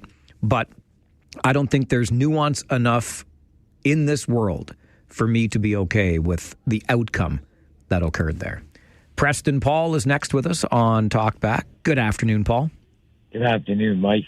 You know, it's pretty sad when I hear other people talking about seeing different images of something and blaming on the media that everything is pointed in one direction or another. And I'm thinking, what are they watching that's making them say stuff like that? I just don't understand it. I saw all the videos. I've seen at least 4 different angles of what happened. And that officer walking around from the passenger side while she was being distracted from the driver's side probably didn't even see that guy even come around, you know, and it just breaks my heart. And now the FBI has blocked the state attorney's office from even investigating this. It's a wild time to be alive, isn't it, Paul? It just blows my mind, Mike. It really does. And how corrupt and how they twist everything and trying to make it political. Like, are you kidding me? A 37-year-old woman, a mother of 3, and you had to shoot her? Are you kidding me? That's just disgusting and disgraceful. All right, Paul, appreciate the call today. Thanks for weighing in on it. I'll go back to what Paul said, and John also alluded to, and I don't get my back up as much as I used to because, you see, training. I've been at this a little while now. We've been having these conversations for a while. I used to jerk the knee a little bit more quickly. I'll still jerk it. Don't try to jerk my knee because it'll kick out pretty quick sometimes. But the idea, and John made it pretty clear, you know, the media and bias, and then Paul refers to that as well when it comes to he doesn't know what John is talking about or other people are talking about when they wonder about the accuracy or the veracity of the videos that they see. I hear you.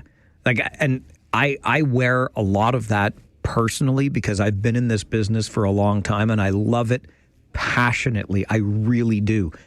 But I understand the criticisms. I understand where they come from. We continue to this day to undergo all manner of issues around. What was it? It was the BBC recently that admitted to editing to support their story a video of Donald Trump before the Capitol riots, the anniversary of which we just celebrated, if you call that a celebration, the other day. But imagine when things like that are happening, your skepticism / cynicism is absolutely warranted. And the fact that, I mean, the number of times I get sent, and this is just on goofy stuff, videos online from friends about this thing, that thing, or the other thing. I'm like, this isn't really happening, right? This is just something that has been, what do they call it? AI slop, right?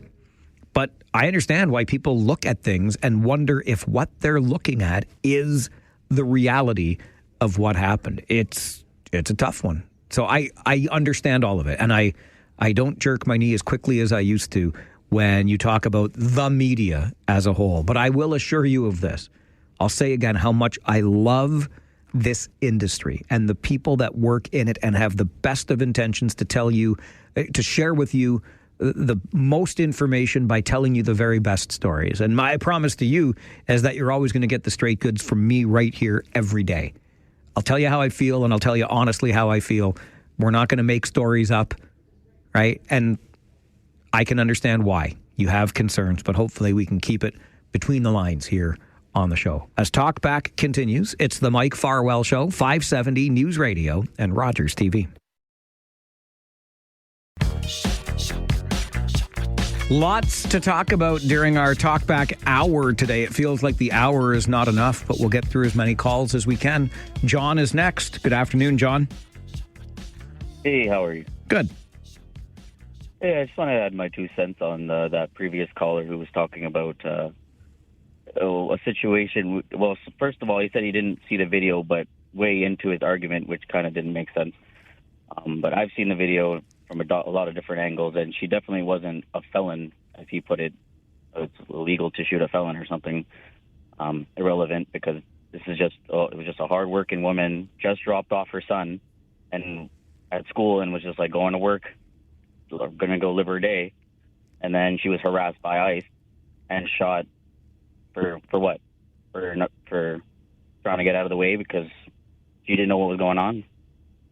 That's just what I want to say on that. And also, it's people are getting shot by ICE every single day out there in the States right now. I have a lot of friends of color that have lost family members, and they're being unfairly persecuted, And you're talking about the training, right? And a lot of these ICE officers don't have training. When we first saw in the beginning of the year, these officers were, kidnapping people off the streets wearing Marvel T-shirts. Like, it's ridiculous.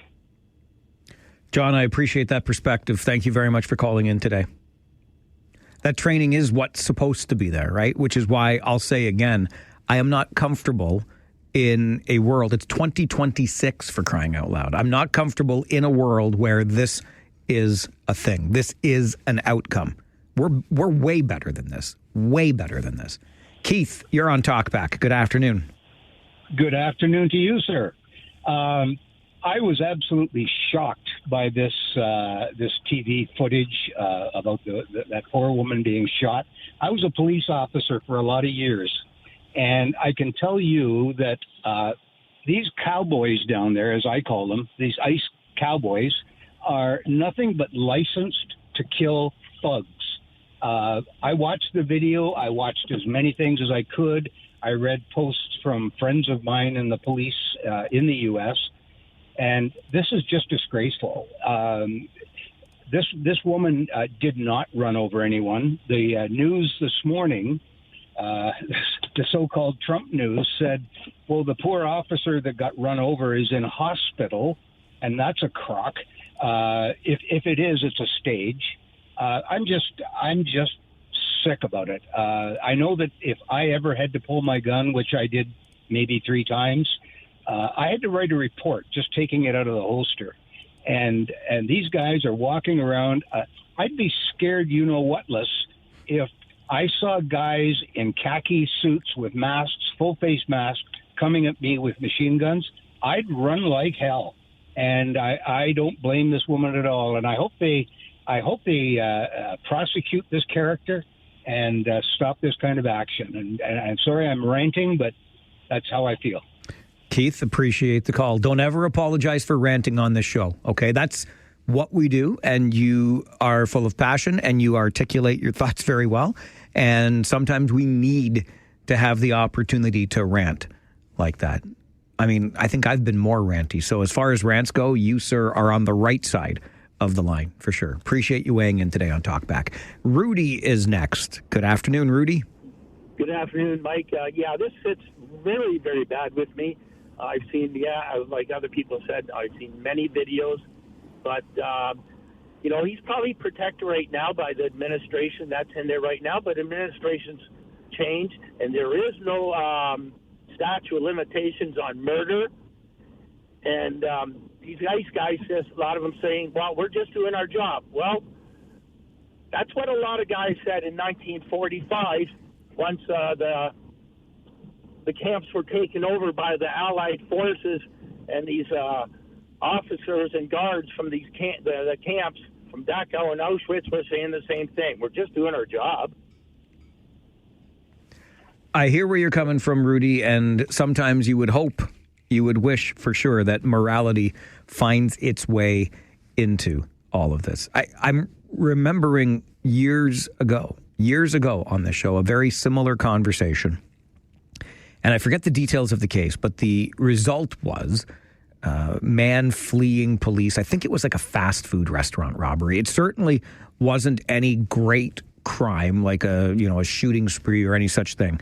And this suspect fled and was shot in the back. And we had a very similar conversation on the show, and I got into a pretty heated argument with one of our callers because the caller's position was if you hadn't run away, you wouldn't have been shot. To John's point earlier, actions have consequences. Agreed. But my point then, and my point remains now, that the action, while it should have a consequence, that consequence cannot be death. It can't be. Somebody running from a robbery at a fast food restaurant shot in the back. We have ways of catching such a terrible thief, right? In this case, in Minneapolis, very easily recognizable vehicle with a license plate that I'm sure was already recorded. Your problem solved. The consequence of fleeing will be caught later. The outcome, the consequence cannot be death, not in a civil society. And maybe it's an incivil society in the United States right now. I'm not sure. But I have questions. And if we're questioning it, that's not good. Again, I will say it's 2026. We can do so much better. We're about out of time for another day here on the show. Tomorrow is Friday. That means our Friday 4 Roundtable will be here discussing the week's big stories. UC Ahokas, the head coach of the Kitchener Rangers, has some new players in his lineup to coach, and he'll be here for the coaches show. Also, we'll play our not $1 million question just after 9 tomorrow morning. Have some fun with that. And it's all Request Friday, where you get to hear a little bit of a song that you like. The theme this week is new, because it's a new year, don't you know? So whatever new means to you. In fact, I have an email that came in earlier today from Randy, who says, I want a New Drug by Huey Lewis and the News. Randy, you're going to hear it tomorrow. See, because new is in the title. Maybe you like New Kids on the Block. It's up to you what the new theme means or how you fit new into your song request. But drop me an email, mike@570news.com, with your quote-unquote new song request, and we'll get it on the air during All Request Friday tomorrow. I'll be back tomorrow morning at 9. I invite you to join me then. You are a force for good. Bye for now.